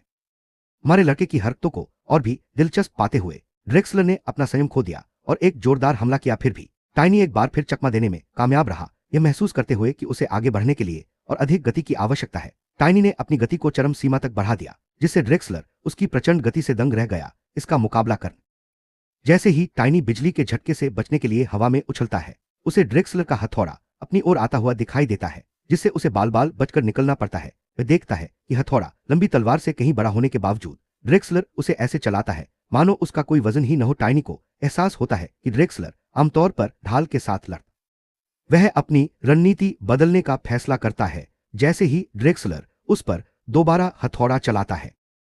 टाइनी एक बार फिर हवा में उछल पड़ता है। ड्रेक्सलर हमारे लड़के को चेतावनी देते हुए चिल्लाता है कि वह फंसे हुए जानवर की तरह इधर उधर भागना बंद करे। किनारे से एगार देखता है कि टाइनी ने लड़ाई की लय को समझना शुरू कर दिया है और हर भारी वार से बड़ी आसानी से बच निकलता है। इस सहज बचाव को देखकर असगार को धीरे धीरे यह एहसास होने लगता है कि 10 शूरवीरों में से एक होने का उसका दावा महज अहंकार नहीं हो सकता। फिर भी लड़के की असाधारण प्रतिभा को स्वीकार करते हुए भी असगार संतुष्ट नहीं होता। अंततः उसका धैर्य टूट जाता है और वह ड्रेक्सलर पर चिल्लाता है कि वह उसे इस तरह शर्मिंदा करना बंद करे। हताशा से प्रेरित और फटकार से आहत होकर ड्रेक्सलर अपनी पूरी ताकत से आगे बढ़ता है। एगार को यह एहसास होते ही चिंता की लहर दौड़ जाती है कि शूरवीर अपने आत्मिक हथियार की विनाशकारी शक्ति का आह्वान कर रहा है। यद्यपि असगार हस्तक्षेप की तत्काल आवश्यकता को समझता है, लेकिन उसका रोकने का आदेश एक क्षण देर से आता है। सुरक्षा की तलाश करने के बजाय टाइनी सीधे आने वाले तूफान के रास्ते में कूद पड़ता है। जब एगार यह सवाल करता है कि क्या लड़के का मानसिक संतुलन बिगड़ गया है, तो मानो हवा ही फट जाती है। टक के स्थान पर एक भीषण विस्फोट होता है जो दोनों लड़ाकों को चकाचौंध कर देने वाली रोशनी और बल की चमक में निगल जाता है। इस भीषण विस्फोट के परिणाम स्वरूप टाइनी जमीन पर बुरी तरह घायल पड़ा है। यह दृश्य देखकर असगार को तुरंत गुस्सा आ जाता है और वह अपना गुस्सा ड्रेक्सलर पर निकालता है। हालांकि ड्रेक्सलर समझाने की कोशिश करता है कि चोट अनजाने में लगी थी और बहाने सुनने के मूड में नहीं है। वह दौड़कर टाइनी के पास जाता है और उसे इतनी लापरवाही करने के लिए डांटता है, जबकि उनका मकसद सिर्फ उसकी क्षमताओं को परखना। अपनी टूटी हुई हालत के बावजूद टाइनी मुस्कुराता है और कहता है कि यह नतीजा उसकी जीत है। जब लॉर्ड ड्रेक्सलर की ओर देखता है तो उनके बीच हुई बातचीत के कारण और परिणाम से टकराव की वास्तविकता स्पष्ट हो जाती है। जब ड्रेक्सलर ने अपने आत्मिक हथियार का इस्तेमाल किया तो टाइनी ने न केवल वार सहा बल्कि पलटवार भी किया। ड्रेक्सलर के हथियार के वार से टाइनी जमीन पर गिर पड़ा, लेकिन साथ ही टाइनी ने ड्रेक्सलर के चेहरे पर भी वार कर दिया। असगार ने बताया कि टाइनी एक खोखली जीत के लिए लगभग मरते मरते बचा, लेकिन टाइनी अपनी जिद पर अड़ा रहा। उसने समझाया कि उसका पूरा जीवन हताशा भरे संघर्षों से भरा रहा है और खुद को इन खतरनाक सीमाओं तक धकेले बिना वह अपनी पिच उसकी सबसे बड़ी चिंता उसकी सेहत नहीं बल्कि यह है कि क्या उसने भगवान के सामने अपनी योग्यता साबित कर दी है। इस अटूट साहस को देखकर असगार भावुक हो जाता है और समझ जाता है कि उसके भावी स्वरूप ने उस पर भरोसा क्यों किया। वह टाइनी की आत्मा को पहचानता है और वादा करता है कि वह टाइनी को उसकी जरूरत की हर चीज देकर अपना वादा निभाएगा। अंततः टाइनी वह कुछ देर बाद उठता है और अपने शरीर के इतनी जल्दी ठीक होने को देखकर हैरान रह जाता है। प्रभु उसका इंतजार कर रहे होते हैं और उसकी तेजी से हो रही रिकवरी को देखकर उसे निजी बातचीत के लिए अपने साथ ले जाते हैं। चलते चलते टाइनी को पता चलता है कि वह आधे दिन से बेहोश था। वह सोचता है कि क्या किसी उच्चपदस्थ पुजारी ने उसे ठीक किया है। तभी गुस्से में भगवान यह कहकर अपना बचाव करते हैं कि टाइनी को लगी चोटें उन्हीं की गलती से आई थीं। वे उसे याद दिलाते हैं कि वे जानबूझकर उस व्यक्ति को नुकसान नहीं पहुंचाएंगे जिसने उसकी जान बचाई। इस बात से टाइनी असमंजस में पड़ जाती है। हालांकि उसे लगता है कि क्लो ने ही उसकी जान बचाई थी, लेकिन भगवान को लगता है कि ऐसा नहीं है। जब क्लो अपनी चिंता व्यक्त करती है तो टाइनी अपने लालच की जिम्मेदारी लेता है और डराने के लिए माफी मांगता है। क्लो उससे कहती है कि वह एक बच्चे की तरह व्यवहार करे। हालांकि जब क्लो उसे सच्ची हैरानी और प्रशंसा भरी नजर से देखती है तो लॉर्ड की सुरक्षात्मक पिता वाली भावनाएं जागृत हो जाती हैं। वह टाइनी को अपनी बेटी के बारे में किसी भी अनुचित विचार रखने के खिलाफ टाइनी यह समझाने की कोशिश करता है कि उसे जो सदमा लगा है वह उसे उद्धारकर्ता कहे जाने के कारण है, क्योंकि उसे एक अलग समरेखा याद आ रही है जहां वह अंधकार के जादूगर को हराने में असफल रहा था। इसकार तुरंत इस बातचीत को रोक देता है, यह समझते हुए कि समय में हुए बदलाव के कारण वे घटनाएं अभी तक घटी ही नहीं है। क्लोई को जाने देता है ताकि वह अनिच्छा से जाने के लिए राजी हो जाती है। बाद में एगार एक महत्वपूर्ण चेतावनी देता है। टिनी को यह तथ्य छुपाना होगा कि वह समय यात्री है। खासकर पुरोहितों से वह समझाता है समय और स्थान का प्रवाह सृष्टिकर्ता के अधिकार क्षेत्र में है, यहां तक कि देवी भी कानूनी रूप से इसमें हस्तक्षेप नहीं कर सकती। मनुष्य द्वारा इन नियमों का उल्लंघन करना परम पाप माना जाता। जब टाइनी देवी की सर्वोच्च सृष्टिकर्ता के रूप में भूमिका पर सवाल उठाती है तो भगवान बताते हैं कि दुनिया के संपूर्ण इतिहास को समेटे हुए सच्चे धर्मग्रंथ सार्वजनिक मंदिरों से मिटा दिए गए हैं और अब केवल प्राचीन कुलीन परिवारों के पास ही है। वे टाइनी को एक छोटे से समूह में गुप्त रखने के लिए सहमत होते हैं, जिसमें वे शूरवीर भी शामिल हैं जो भविष्य में उनके साथ गॉड्स हैंड नामक समूह को अपने सहयोगियों की सूची से बाहर करने का निर्णय लेते हैं। टाइनी अजरान साम्राज्य के 10 योद्धाओं को ढूंढने और अपने भविष्य के ज्ञान का उपयोग करके उन्हें एक शक्तिशाली सेना में प्रशिक्षित करने के लिए उत्सुक है। जब स्वामी भविष्य की विशिष्ट तकनीकों के बारे में जानने की कोशिश करता है तो टाइनी साहसपूर्वक उसे याद दिलाता है कि बदले में कुछ भी वह स्वामी का उपहास करते हुए उसे एक भुलक्कड़ बूढ़ा कहता है, जिसके परिणाम स्वरूप स्वामी उसे सिर पर एक जोरदार थप्पड़ मारता है। स्वामी अंततः टाइनी को बाहर घसीट कर ले जाता है। वह तय करता है कि आगे बढ़ने से पहले उसे सम्मान का पाठ पढ़ाना होगा। हालांकि वह अपना वचन निभाने का इरादा रखता है। वह टाइनी को वेलेंसिया वंश से चली आ रही एक गुप्त प्रशिक्षण सत्र की शुरुआत थोड़ी गड़बड़ हो जाती है, क्योंकि टाइनी ध्यान नहीं देता और खराटे लेने लगता है। ध्यान न देने के कारण एगार उसे एक जोरदार थप्पड़ मारता है, जो अपना पाठ शुरू करने के लिए उत्सुक है। लॉर्ड बताते हैं कि वेलेंसिया परिवार की विकास प्रणाली 4 स्तंभों पर आधारित है: माना पर महारत हासिल करना, तलवारबाजी की एक विशेष शैली सीखना, तीसरे चर। टाइनी को एहसास होता है कि यही व्यापक दृष्टिकोण इस परिवार की अपार शक्ति का कारण है। क्योंकि हमारा लड़का पतली तलवार के बजाय भारी वारहैमर को पसंद करता है, इसलिए असगार आक्रामक तलवारबाजी का प्रशिक्षण छोड़ देता है। टाइनी अपने लक्ष्यों पर विचार करता है और महसूस करता है कि यदि वह स्वामी के पौराणिक रक्षात्मक कौशल में महारत हासिल कर लेता है तो उसकी युद्ध क्षमता। हालांकि स्वामी एक और भी आकर्षक प्रस्ताव प्रकट करते हैं। वे टिनी को केवल रक्षात्मक चालों के बजाय एक गुण प्राप्त करना सिखाने का विकल्प चुनते हैं। ये जानकर हमारा लड़का खुश नहीं दिखता। इसी बीच जादूगरों का एक रहस्यमय समूह एलेन की मृत्यु पर चर्चा करने के लिए एकत्रित होता है। उनका नेता बताता है कि वह अल्फाहेम के केंद्र को नष्ट करने के लिए एक महत्वपूर्ण उपकरण थी। उन्हें शक है कि उसका हत्यारा मोर्स परिवार का कोई युवा वंशज है, यानी हमारा लड़का। साम्राज्य के हमारे लड़के तक पहले पहुंचने के डर से नेता अपने अधीनस्थों को तुरंत उसके बारे में जानकारी जुटाने का आदेश देता है। हालांकि वह इस बात पर जोर देता है कि उनका प्राथमिक ध्यान करण साम्राज्य के साथ उनके व्यापार पर ही केंद्रित है। प्रशिक्षण मैदान में वापस आकर उसे लगता है कि तीसरे चरण में पहुंचने पर उसे अपने पिछले जीवन की विस्फोटक क्षमता स्वतः ही वापस मिल जाएगी। असगार उसे सुधारते हुए कहता है कि हालांकि टाइनी अभी बच्चा है, लेकिन उसकी गुप्त विकास तकनीक के कारण उसका शरीर असामान्य रूप से भारी है। वह बताता है कि उसने भारी हथियार और कवच का इस्तेमाल किया था, इसलिए वह वजन और ऊर्जा के बीच संबंध स्थापित गुरुत्वाकर्षण की अवधारणा प्रस्तुत करते हैं, जो कुछ ही जादूगरों द्वारा पहचाना जाने वाला बल है। वे समझाते हैं कि इस गुण में महारत हासिल करके टाइनी अपने भारी शरीर को लाभ में बदल सकता है, जिससे वह विशाल मात्रा में ऊर्जा संग्रहित कर सकता है और अपनी शक्ति को तेजी से बढ़ा सकता है। असगार बताते हैं इस क्षमता से वह विशेषज्ञ स्तर के बुनियादी गुण प्राप्त कर। गुरुजी इस अवधारणा को समझाते रहते हैं तो टाइनी को वैज्ञानिक सिद्धांत समझने में कठिनाई होती है। जब गुरुजी गुरुत्वाकर्षण को एक ऐसे बल के रूप में बताते हैं जो वस्तुओं को जमीन की ओर खींचता है, तो टाइनी इस विचार को बेतुका बताकर खारिज कर देता है और कहता है कि अगर जमीन उन्हें खींच रही होती तो सब लोग जमीन से चिपके होते। बहस तब और गर्मा जाती है जब टाइनी के हठ और बौद्धिक जिज्ञासा की कमी से निराश होकर स्वामी ने निर्णय लिया कि उसे सिखाने का एकमात्र तरीका शारीरिक अनुभव ही है। वह लड़के को एक ऊंची छत के किनारे तक घसीट कर ले गया। उसी क्षण टाइनी ने एस्गार्ड की मुट्ठी में माना को देखा। गिरने के खतरे के कारण टाइनी ने अंततः स्वीकार किया कि शायद गुरुत्वाकर्षण ही लोगों के गिरने का कारण है। वाब मिलने के बावजूद स्वामी उसे नीचे गिरा देते हैं ताकि वह सबक सीख सके। जैसे ही टाइनी धरती की ओर गिरने लगता है, वह घबरा जाता है और प्रभाव से बचने के लिए अपने दिव्य इस्पात कवच को सक्रिय कर लेता है। अंततः वह सीधे वूलों पर जा गिरता है, जो अभी अभी वहां पहुंचा है। असगार नीचे उतरता है और पूछता है कि क्या अब गुरुत्वाकर्षण की शक्ति स्पष्ट हो गई है। हाल असगार बार बार व्यावहारिक अनुभव पर जोर देता है और उसे कई बार गिरा देता है। आखिरकार टाइनी जागता है और देखता है कि क्लोई के उपचार स्पर्श से उसकी छाती चमक रही है। क्लोई आश्चर्य व्यक्त करती है कि वह इतनी जल्दी विशेषज्ञ रैंक तक पहुंच गया है, जिससे टाइनी यह सोचकर असमंजस में पड़ जाता है कि उस अराजक प्रशिक्षण के दौरान उसने यह उपलब्धि कब हासिल कर ली। हमारा हीरो, उसे एहसास होता है कि एगार द्वारा बार बार छत से गिराए जाने का भयानक अनुभव वास्तव में कारगर साबित हुआ, जिससे उसका शरीर गुरुत्वाकर्षण के दबाव के अनुकूल ढल गया। क्लो उसे देखती है और अपने पिता की क्रूर प्रशिक्षण पद्धति पर टिप्पणी करती है। विशेषज्ञ स्तर तक पहुंचने के लिए उसे बेहद प्रभावित है। वह आगे कहती है कि ब्लू विंग नाइट ऑर्डर में हर जगह उसकी प्रतिभा।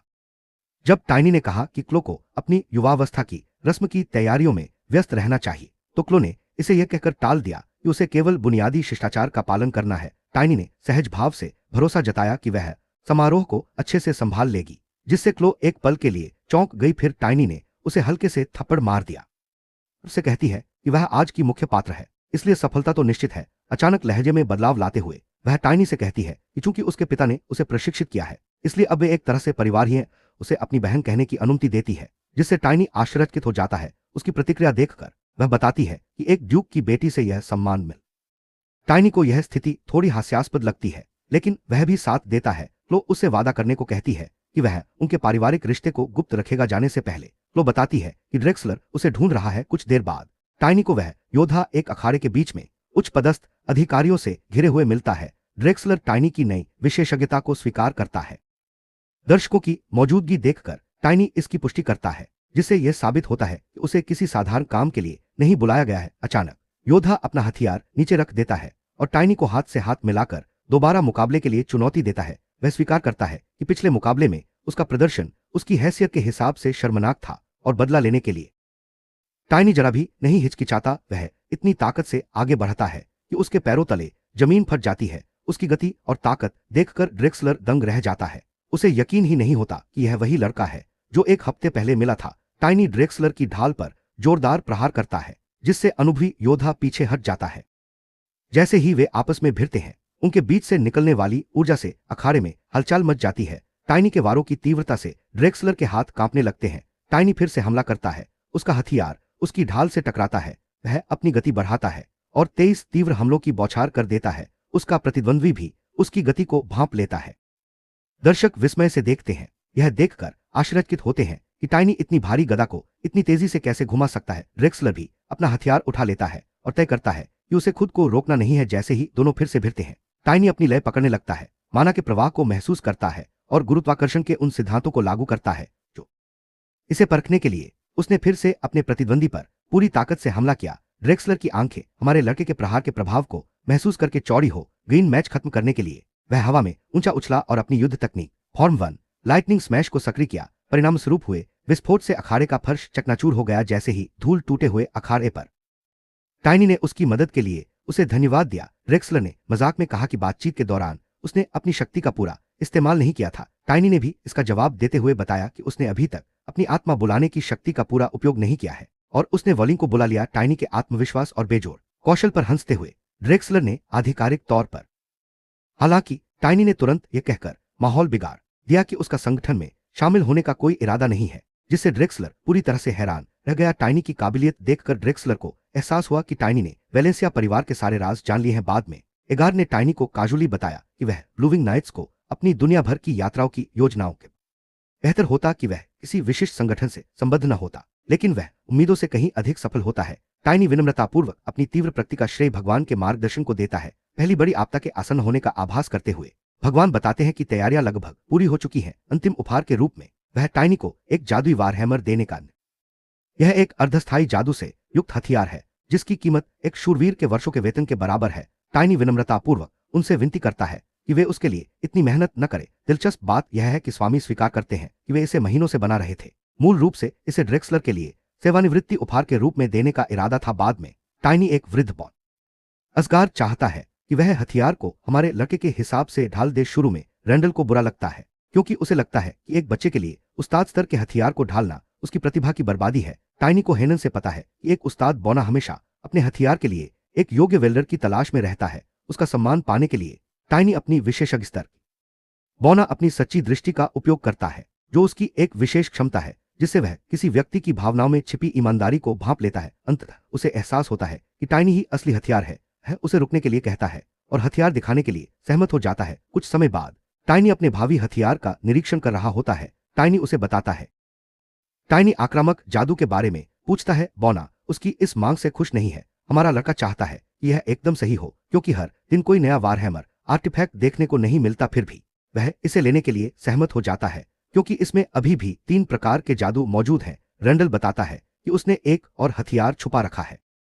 हथियार छुपा रखा है एक विशालकाय वारहैमर जो संपीड़ित काले स्टील से बना है और जिस पर वजन बढ़ाने वाले चिन्ह अंकित हैं। इसका पिछला मालिक इसे इसलिए छोड़ गया था क्योंकि यह उठाने में बहुत भारी था। यह सुनकर टाइनी की आंखें चमक उठी। बौना उसे बताता है कि इसमें झटके को बढ़ाने और खुद को संभालने की क्षमता है। टाइनी तुरंत इसे देखने की मांग करता है। कुछ देर बाद 100 किलो से इसे अपने पिछले जीवन के हथियार नॉक्टर्न से बेहद मिलता जुलता पाता है। वह रेंडल से हैंडल में बदलाव करने को कहता है ताकि वह लंबा होने पर भी इसका इस्तेमाल कर सके। गुस्से में बौना आखिरकार मान जाता है जब टाइनी बताता है कि ड्यूक का परिवार दुगुनी कीमत देगा। उसके नए हथियार का नाम स्टैंप रखा जाता है। महल लौटकर टाइनी लॉर्ड को खबर देता है जो हथियार तैयार होने में 2 सप्ताह शेष हैं, इसलिए टाइनी प्रशिक्षण पर ध्यान केंद्रित करने की योजना बना रहा है। जब वह पूर्वी भाषा का जिक्र करता है तो एगार आश्चर्यचकित हो जाता है। लॉर्ड टाइनी के पूर्वी भाषाओं के अध्ययन से प्रभावित होता है और कहता है कि यह उसके रहस्यमय पृष्ठभूमि को छुपाने का एक उत्तम तरीका है। हालांकि जब वे युवराज के साथ क्लोई की आगामी सगाई पर टिनी उसे एक बार फिर चेतावनी देती है कि राजकुमार की मृत्यु विवाह के दिन ही होनी तय है। यह घटना एक और विपत्ति को जन्म देगी जिससे शाही परिवार का सफाया हो जाएगा। परिणाम स्वरूप राष्ट्र का विनाश हो जाएगा। अपने पिछले जन्म में क्लोई को दुर्भाग्य की राजकुमारी के रूप में जाना जाता था। असगार स्वीकार करता है कि वह यह सब जानता है, लेकिन उसे पूरा विश्वास है कि वह इस टाइनी ने बताया कि उनके पास सटीक जानकारी नहीं है। असगार ने क्लो की प्रतिभा की तारीफ की, लेकिन साथ ही यह भी कहा कि उसे अभी बहुत कुछ सीखना बाकी है। टाइनी ने यह भी स्वीकार किया कि क्लो को एक बिखरते हुए बदहाल साम्राज्य की बागडोर संभालनी पड़ेगी। असगार ने इस बार सोच समझकर फैसले लेने का निश्चय किया है। टाइनी बहस नहीं करता, लेकिन लॉर्ड की योजना विफल होने पर क्लो को अपने तरीके से बचाने का अपना संकल्प व्यक्त करता है। बातचीत में तब अचानक मोड़ आ जाता है जब टाइनी क्लो के बारे में कुछ ज्यादा ही आत्मीयता से बात करता है। लॉर्ड की सुरक्षात्मक पिता वाली भावनाएं तुरंत भड़क उठती हैं और वह टाइनी के सिर पर एक और थप्पड़ मारते हुए उस पर अपनी बेटी के प्रति भावनाएं विकसित। बाहर का माहौल कहीं अधिक उत्सवपूर्ण है। युवावस्था में प्रवेश के समारोह के लिए महल में भीड़ उमड़ रही है। जैसे जैसे समारोह नजदीक आता है, एक अधीनस्थ खिड़की के पास खड़ा होकर स्वामी को सूचित करता है कि अप्रत्याशित रूप से बड़ी संख्या में अतिथि आ गए हैं। चूंकि यह आयोजन वालेंसिया परिवार से संबंधित है, इसलिए बड़ी संख्या में कुलीन लोग एकत्रित हुए हैं। ब्लू विंग नाइट ऑर्डर के कप्तान गस फ्रीवेल यह सुनिश्चित करते हैं कि हर छोटी बड़ी बात सुचारू रूप से चले ताकि समारोह में कोई बाधा न आए। लॉर्ड उनके प्रयासों की सराहना करते हैं। फिर वे बताते हैं कि लोहैदर से भी एक प्रतिनिधि आया है। दुर्भाग्य से यह वही तीसरा बेटा है जो हमेशा परेशानी खड़ी करता रहता है। लोजिता की रियासत राज्य में बहुत अधिकार रखती है। उनकी गहरी दुश्मनी को देखते हुए उसके जैसे किसी व्यक्ति को भेजना अपमानजनक लगता है। प्रभु आश्चर्यचकित होकर आदेश देते हैं कि उसे स्पष्ट रूप से याद दिलाया जाए कि वह वालेंसिया क्षेत्र में है। जानूस बताता है कि तैयारियां पहले से ही पूरी हैं। प्रभु कहते हैं कि वे हमेशा उस पर भरोसा कर सकते हैं। हालांकि वे अचानक जानूस को ध्यान से देखते हैं और जोर से पूछते हैं। जानूस अचानक हुई इस चिंता से असमंजस में पड़ जाता है। प्रभु तुरंत इस विचार को खारिज कर देते हैं और कहते हैं कि इसमें कुछ भी नहीं है। वे आगे कहते हैं कि जानूस को समारोह का व्यक्तिगत रूप से प्रबंधन करने की आवश्यकता नहीं है। जेनिस पीछे हटने से इनकार कर देती है। क्लो उसके लिए परिवार की सदस्य जैसी है, लगभग बहन जैसी, और वह समारोह में शामिल रहना चाहता है।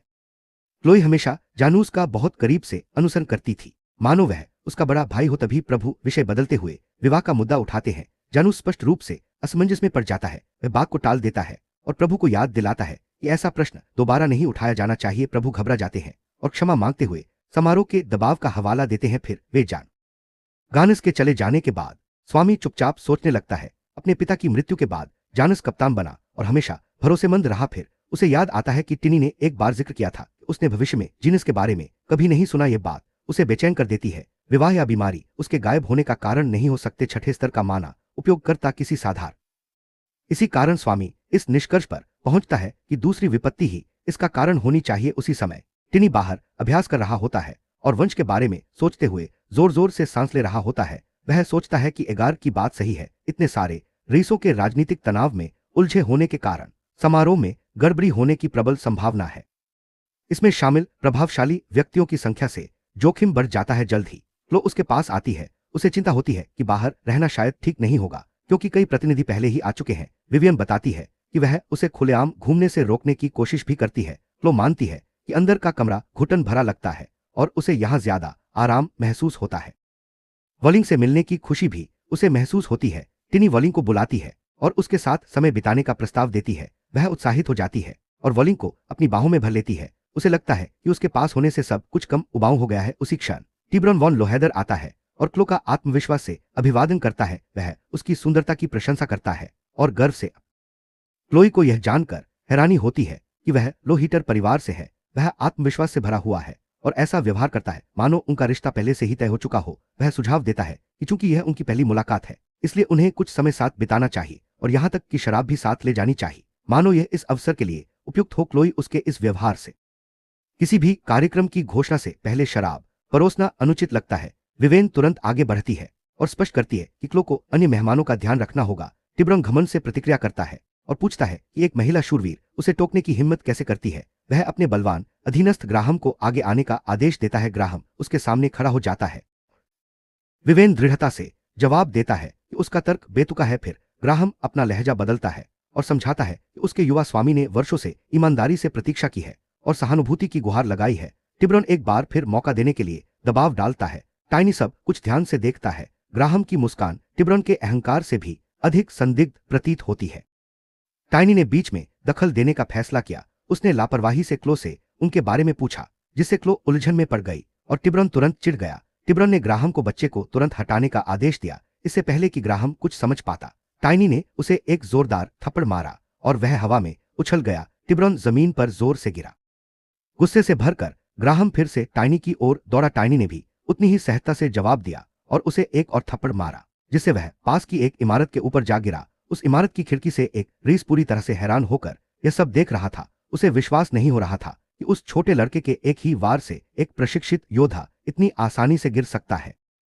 जैसे जैसे ग्राहम गिरता जाता है उसका मन भटकने लगता है कि यह सब कैसे हुआ। उसे वह क्षण याद आता है जब भगवान ने उसे अपने तीसरे बेटे के साथ क्लोई के समारोह में हंगामा करने का आदेश दिया था। वह हिचकिचाता है और कहता है कि इस कृत्य से लोइटा का नाम खराब होगा। गुरु तुरंत उसकी चिंता को खारिज कर देता है। टिब्रॉन अब लोहीटर का नहीं रहा है। पहले से ही उसे बेदखल और निष्कासित करने वाला था जिससे वह कचरे के ढेर से ज्यादा कुछ नहीं रह जाता। एक कचरे के टुकड़े के बदले इतनी सफाई से समस्या का समाधान करना कारगर लगता है। उसे आदेशों का पालन करने, अनजान होने का नाटक करने और बाद में सब कुछ भूल जाने की याद दिलाई जाती है। जैसे ही ग्राहम नीचे गिरता है ऊपर की खिड़की से दो रीस यह दृश्य एक कुशल योद्धा को एक बच्चे द्वारा पराजित होते देख वे अचंभित रह जाते हैं। यह दृश्य उन्हें विचलित कर देता है। उनमें से एक को लगता है इसके लिए टिनी ही जिम्मेदार है जबकि दूसरा सोचता है कि कोई साधारण प्रतिभाशाली व्यक्ति ऐसा नहीं कर सकता। उसके जैसा व्यक्ति तो कोई राक्षसी होगा। यह विचार उनमें से एक को मनोरंजक लगता है। ड्यूक वेलेंसिया द्वारा अनजाने में फिर उनकी बातचीत ड्यूक एलन खान लोहेदर की ओर मुड़ जाती है। उन्हें शक है कि ड्यूक लोहेदर शाही परिवार के प्रति वफादारी का दिखावा कर रहा है जबकि वह इंपीरियल और वेलेंसिया के बीच गठबंधन को तोड़ने की कोशिश कर रहा है। वे लोहेदर के वेलेंसिया परिवार के प्रतिद्वंद्वी बनने के विचार का उपहास करते हैं, खासकर इसलिए क्योंकि ड्यूक वेलेंसिया वर्षों से एक शक्तिशाली आभा। एक रीस कहता है कि सम्राट नहीं चाहते कि एगार बहुत शक्तिशाली हो जाए। वे उस लड़के द्वारा बेहोश किए गए तो आदमियों को देखते हैं और कहते हैं कि इन लोगों से निपटना तो जरूरी है, लेकिन दूसरा कहता है कि इसका कोई फायदा नहीं है। दरअसल वेलेंसिया के युवा स्वामी जो अपनी छोटी बहन की बहुत रक्षा करते हैं अभी अभी घर लौटे हैं। अंदर आकर असगार ने टाइनी को बताया कि टाइब्रॉन के बुरे व्यवहार के कारण उसे लोहितेर से निकाल दिया गया था, इसलिए टाइनी पर किसी कुलीन व्यक्ति पर हमला करने का कानूनी आरोप नहीं लगाया जाएगा। हालांकि लॉर्ड ने मेज पर जोर से हाथ पटका और टाइनी को चेतावनी दी कि वह हर समस्या का समाधान हिंसा से न करे और उसे याद दिलाया कि वह नहीं चाहता कि दानव राजा की सेन। टाइनी ने बताया कि मेहमान बहुत ही संदिग्ध व्यवहार कर रहे थे। इससे टाइनी भड़क उठा और अपना आपा खो बैठा। वह चिल्लाते हुए बोला उसके घर में उसकी बेटी पर किसी की इतनी बुरी नजर कैसे पड़ सकती है। टाइनी सोच रहा था कि एस्गार उसकी खुद की सलाह को पूरी तरह से नजरअंदाज कर रहा है। टाइनी वहीं खड़ा था कि तभी क्लो के दो आक्रामक भाई जो टिब्रॉन को सबक से अफरा तफरी के दौरान टाइनी गलती से उनमें से एक को जमीन पर गिरा देता है। भाई ये देखकर हैरान रह जाते हैं कि एक बच्चा उनकी ताकत को झेल सकता है। वे ड्रेक्सलर के साथ टाइनी की लड़ाई की अफवाहों से उसे पहचान लेते हैं और समझ जाते हैं कि वही है जिसे उनके पिता प्रशिक्षण दे रहे हैं। सबसे बड़ा भाई आरोन टाइनी की प्रतिभा के लिए सम्मान व्यक्त करता है, लेकिन टाइनी आरोन को भावी उत्तराधिकारी के रूप में पहचान लेता है। लेकिन अचानक चिंता से भर उठता है कि दूसरा भाई उसकी मूल समरेखा में नहीं था। उसे डर है कि कहीं यह भाई भी भविष्य में जिनस की तरह मर न जाए। वापस लौटते समय टाइनी अजरान शाही परिवार के प्रति अपनी निराशा व्यक्त करता है, जो अपने सुनहरे ड्रैगन वंश के प्रति अत्यधिक आसक्त हैं और मेहमानों के प्रवेश पर कुलीन वर्ग के आधार पर प्रतिबंध लगाते हैं। राहत तो रीसों ने सुन ली जो अचानक प्रकट हुए। उनमें से एक ने उसे खुलेआम अपमानजनक बातें कहने के लिए ताना मारा। टाइनी तुरंत समझ गया कि वह आदमी अपना असली चेहरा छिपाने के लिए जादुई वेश धारण किए हुए है। उसने अपना परिचय बैरन नार्सर के रूप में दिया, जो समारोह में अतिथि था। नार्सर ने टाइनी जैसे बच्चे को शरण देने के ड्यूक के फैसले का नार्स तुरंत हंसकर टाल देता है और दोस्ताना व्यवहार करने की कोशिश करता है, यहां तक कि टाइनी को डिनर कराने का प्रस्ताव भी देता है ताकि उससे दोस्ती का रिश्ता बन सके। टाइनी सोचता है कि उसी वक्त उस अजनबी से उसकी पहचान जानने के लिए उसे पीट दे, लेकिन उसे एगार की कही बात याद आ जाती है और वह बेहतर मौके का इंतजार करने का फैसला करता है। हालांकि जब नार्स बिना किसी चेतावनी के टाइनी ने एक जोरदार थप्पड़ मारा जिससे वह आसमान में उड़ गया। नार्स का साथी हैरान रह गया और टाइनी ने बस उसे देखकर मुस्कुरा दिया। टाइनी फिर से गुस्से में आ गया और खुद को मुश्किल में फंसा पाया। तभी एक्सेलन ने अचानक हमला कर दिया, जिससे उसके विचार बीच में ही रुक गए। टाइनी बाल बाल बचा और तलवारें टकराने में कामयाब रहा, लेकिन उस हालात तब और भी गंभीर हो जाते हैं जब टाइनी को अपने चारों ओर मेनोस्पेस नियंत्रण का आभास होता है। उसे अचानक एहसास होता है कि उसका सामना एक प्रतिद्वंद्वी योद्धा से है। एक्सेलिन उसे जान से मारने की धमकी देता है, लेकिन टाइनी अपने लोहे के कवच पर भरोसा करता है। मौके का फायदा उठाते हुए टाइनी अपने दुश्मन के पीछे वॉलिंग को बुला लेता है। एक्सेलिन को अचानक हालांकि इस हमले का कोई असर नहीं हुआ। एक्सेलिन जरा भी नहीं हिला, इसके बजाय उसने टाइनी को कमीज से पकड़ा और उसे एक फटे पुराने कपड़े की तरह दूर फेंक दिया। टाइनी ने जैसे ही अपना संतुलन वापस पाया, तभी नाइट उस पर एक जबरदस्त वार करने की तैयारी कर रहा था। तभी उसका आत्मा भेड़िया उन दोनों के बीच आ गया। अगले ही पल वह जमीन पर गिर पड़ा।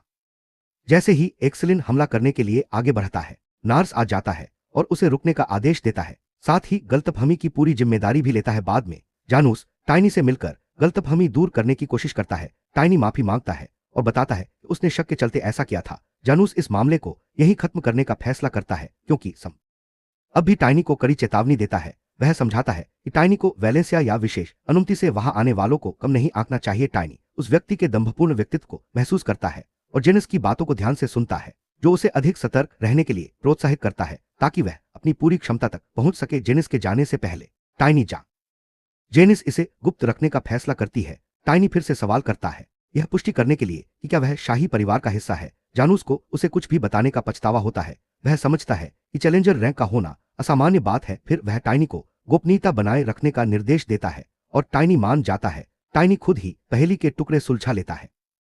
वह इस निष्कर्ष पर पहुंचता है कि वह रहस्यमयी शक्ति संपन्न शख्स शाही परिवार का कोई निरीक्षक होगा, जिसे क्लोई के आगामी समारोह के लिए भेजा गया है, क्योंकि यह समारोह असल में युवराज के साथ उसकी सगाई की आधिकारिक घोषणा है। एक हफ्ता बीत जाता है और आखिरकार समारोह का दिन आ जाता है। महल मेहमानों से खचाखच भरा हुआ है, जहां जीना अपनी बहन के लिए दिन को याद जानूस चिढ़कर देखता है कि टाइनी कैसे भरपेट खाना खा रहा है और उसे धीरे खाने के लिए कहता है, नहीं तो वह खुद को चोट पहुंचा लेगा। टाइनी उसकी बात अनसुनी कर देता है। जानूस इस मामले को टालने का फैसला करता है, क्योंकि वह समझता है कि टाइनी को अपने बढ़ते शरीर के लिए कैलोरी की जरूरत है। उनकी बातचीत नार्स के आने से बाधित हो जाती है, जो टाइनी जीनस अपने आधिकारिक कार्यों में व्यस्त होने के कारण टाइनी ने अपने पिछले असभ्य व्यवहार के लिए तुरंत माफी मांग ली। नार्स ने बेहद विनम्रता दिखाकर उसे आश्चर्यचकित कर दिया। उसने दावा किया कि वह टाइनी के दृढ़ निश्चयी व्यक्तित्व से वास्तव में प्रभावित हुआ था और टाइनी को चेतावनी भी दी कि अगर वह भविष्य में कभी भी अहंकारपूर्ण व्यवहार करे तो उसे फिर से मार देता।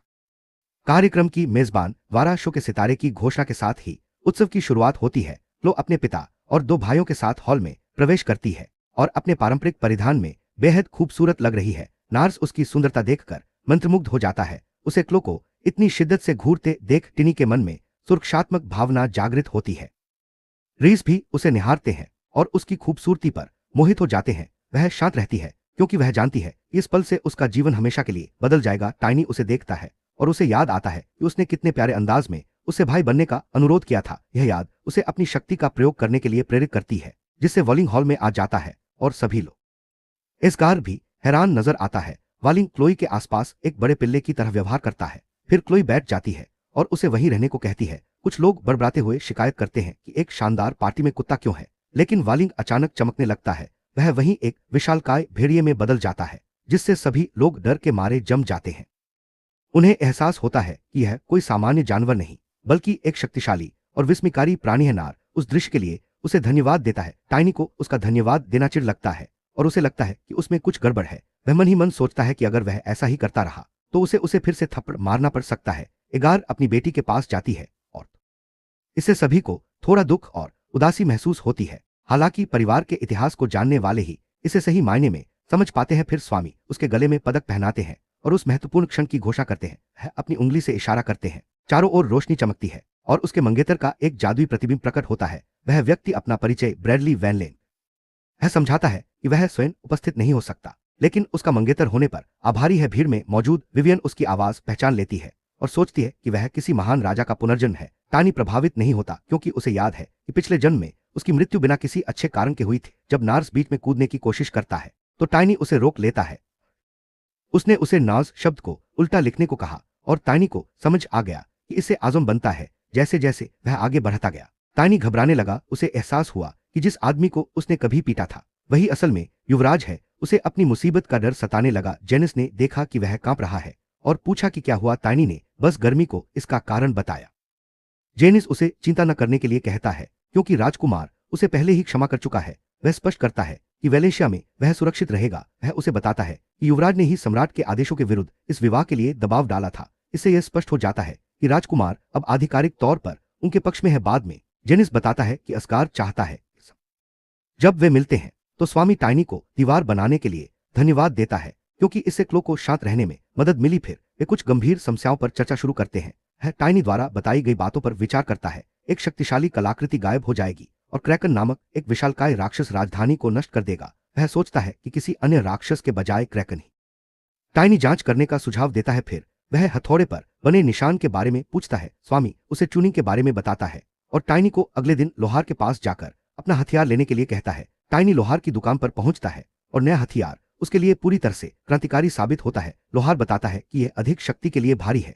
स्वचाल लोहार मानता है कि हथियार अजीब और अस्वाभाविक लगता है। वह सोचता है कि उसके बेटे ने इतनी शक्तिशाली चीज कैसे बनाई। टाइनी उसे ऐसे उठाता है जैसे कुछ भी नहीं और लोहार उसे एक बार चलाकर देखने की सलाह देता है। वह सहज लगता है मानो हथियार सचमुच उसके साथ सहयोग कर रहा हो।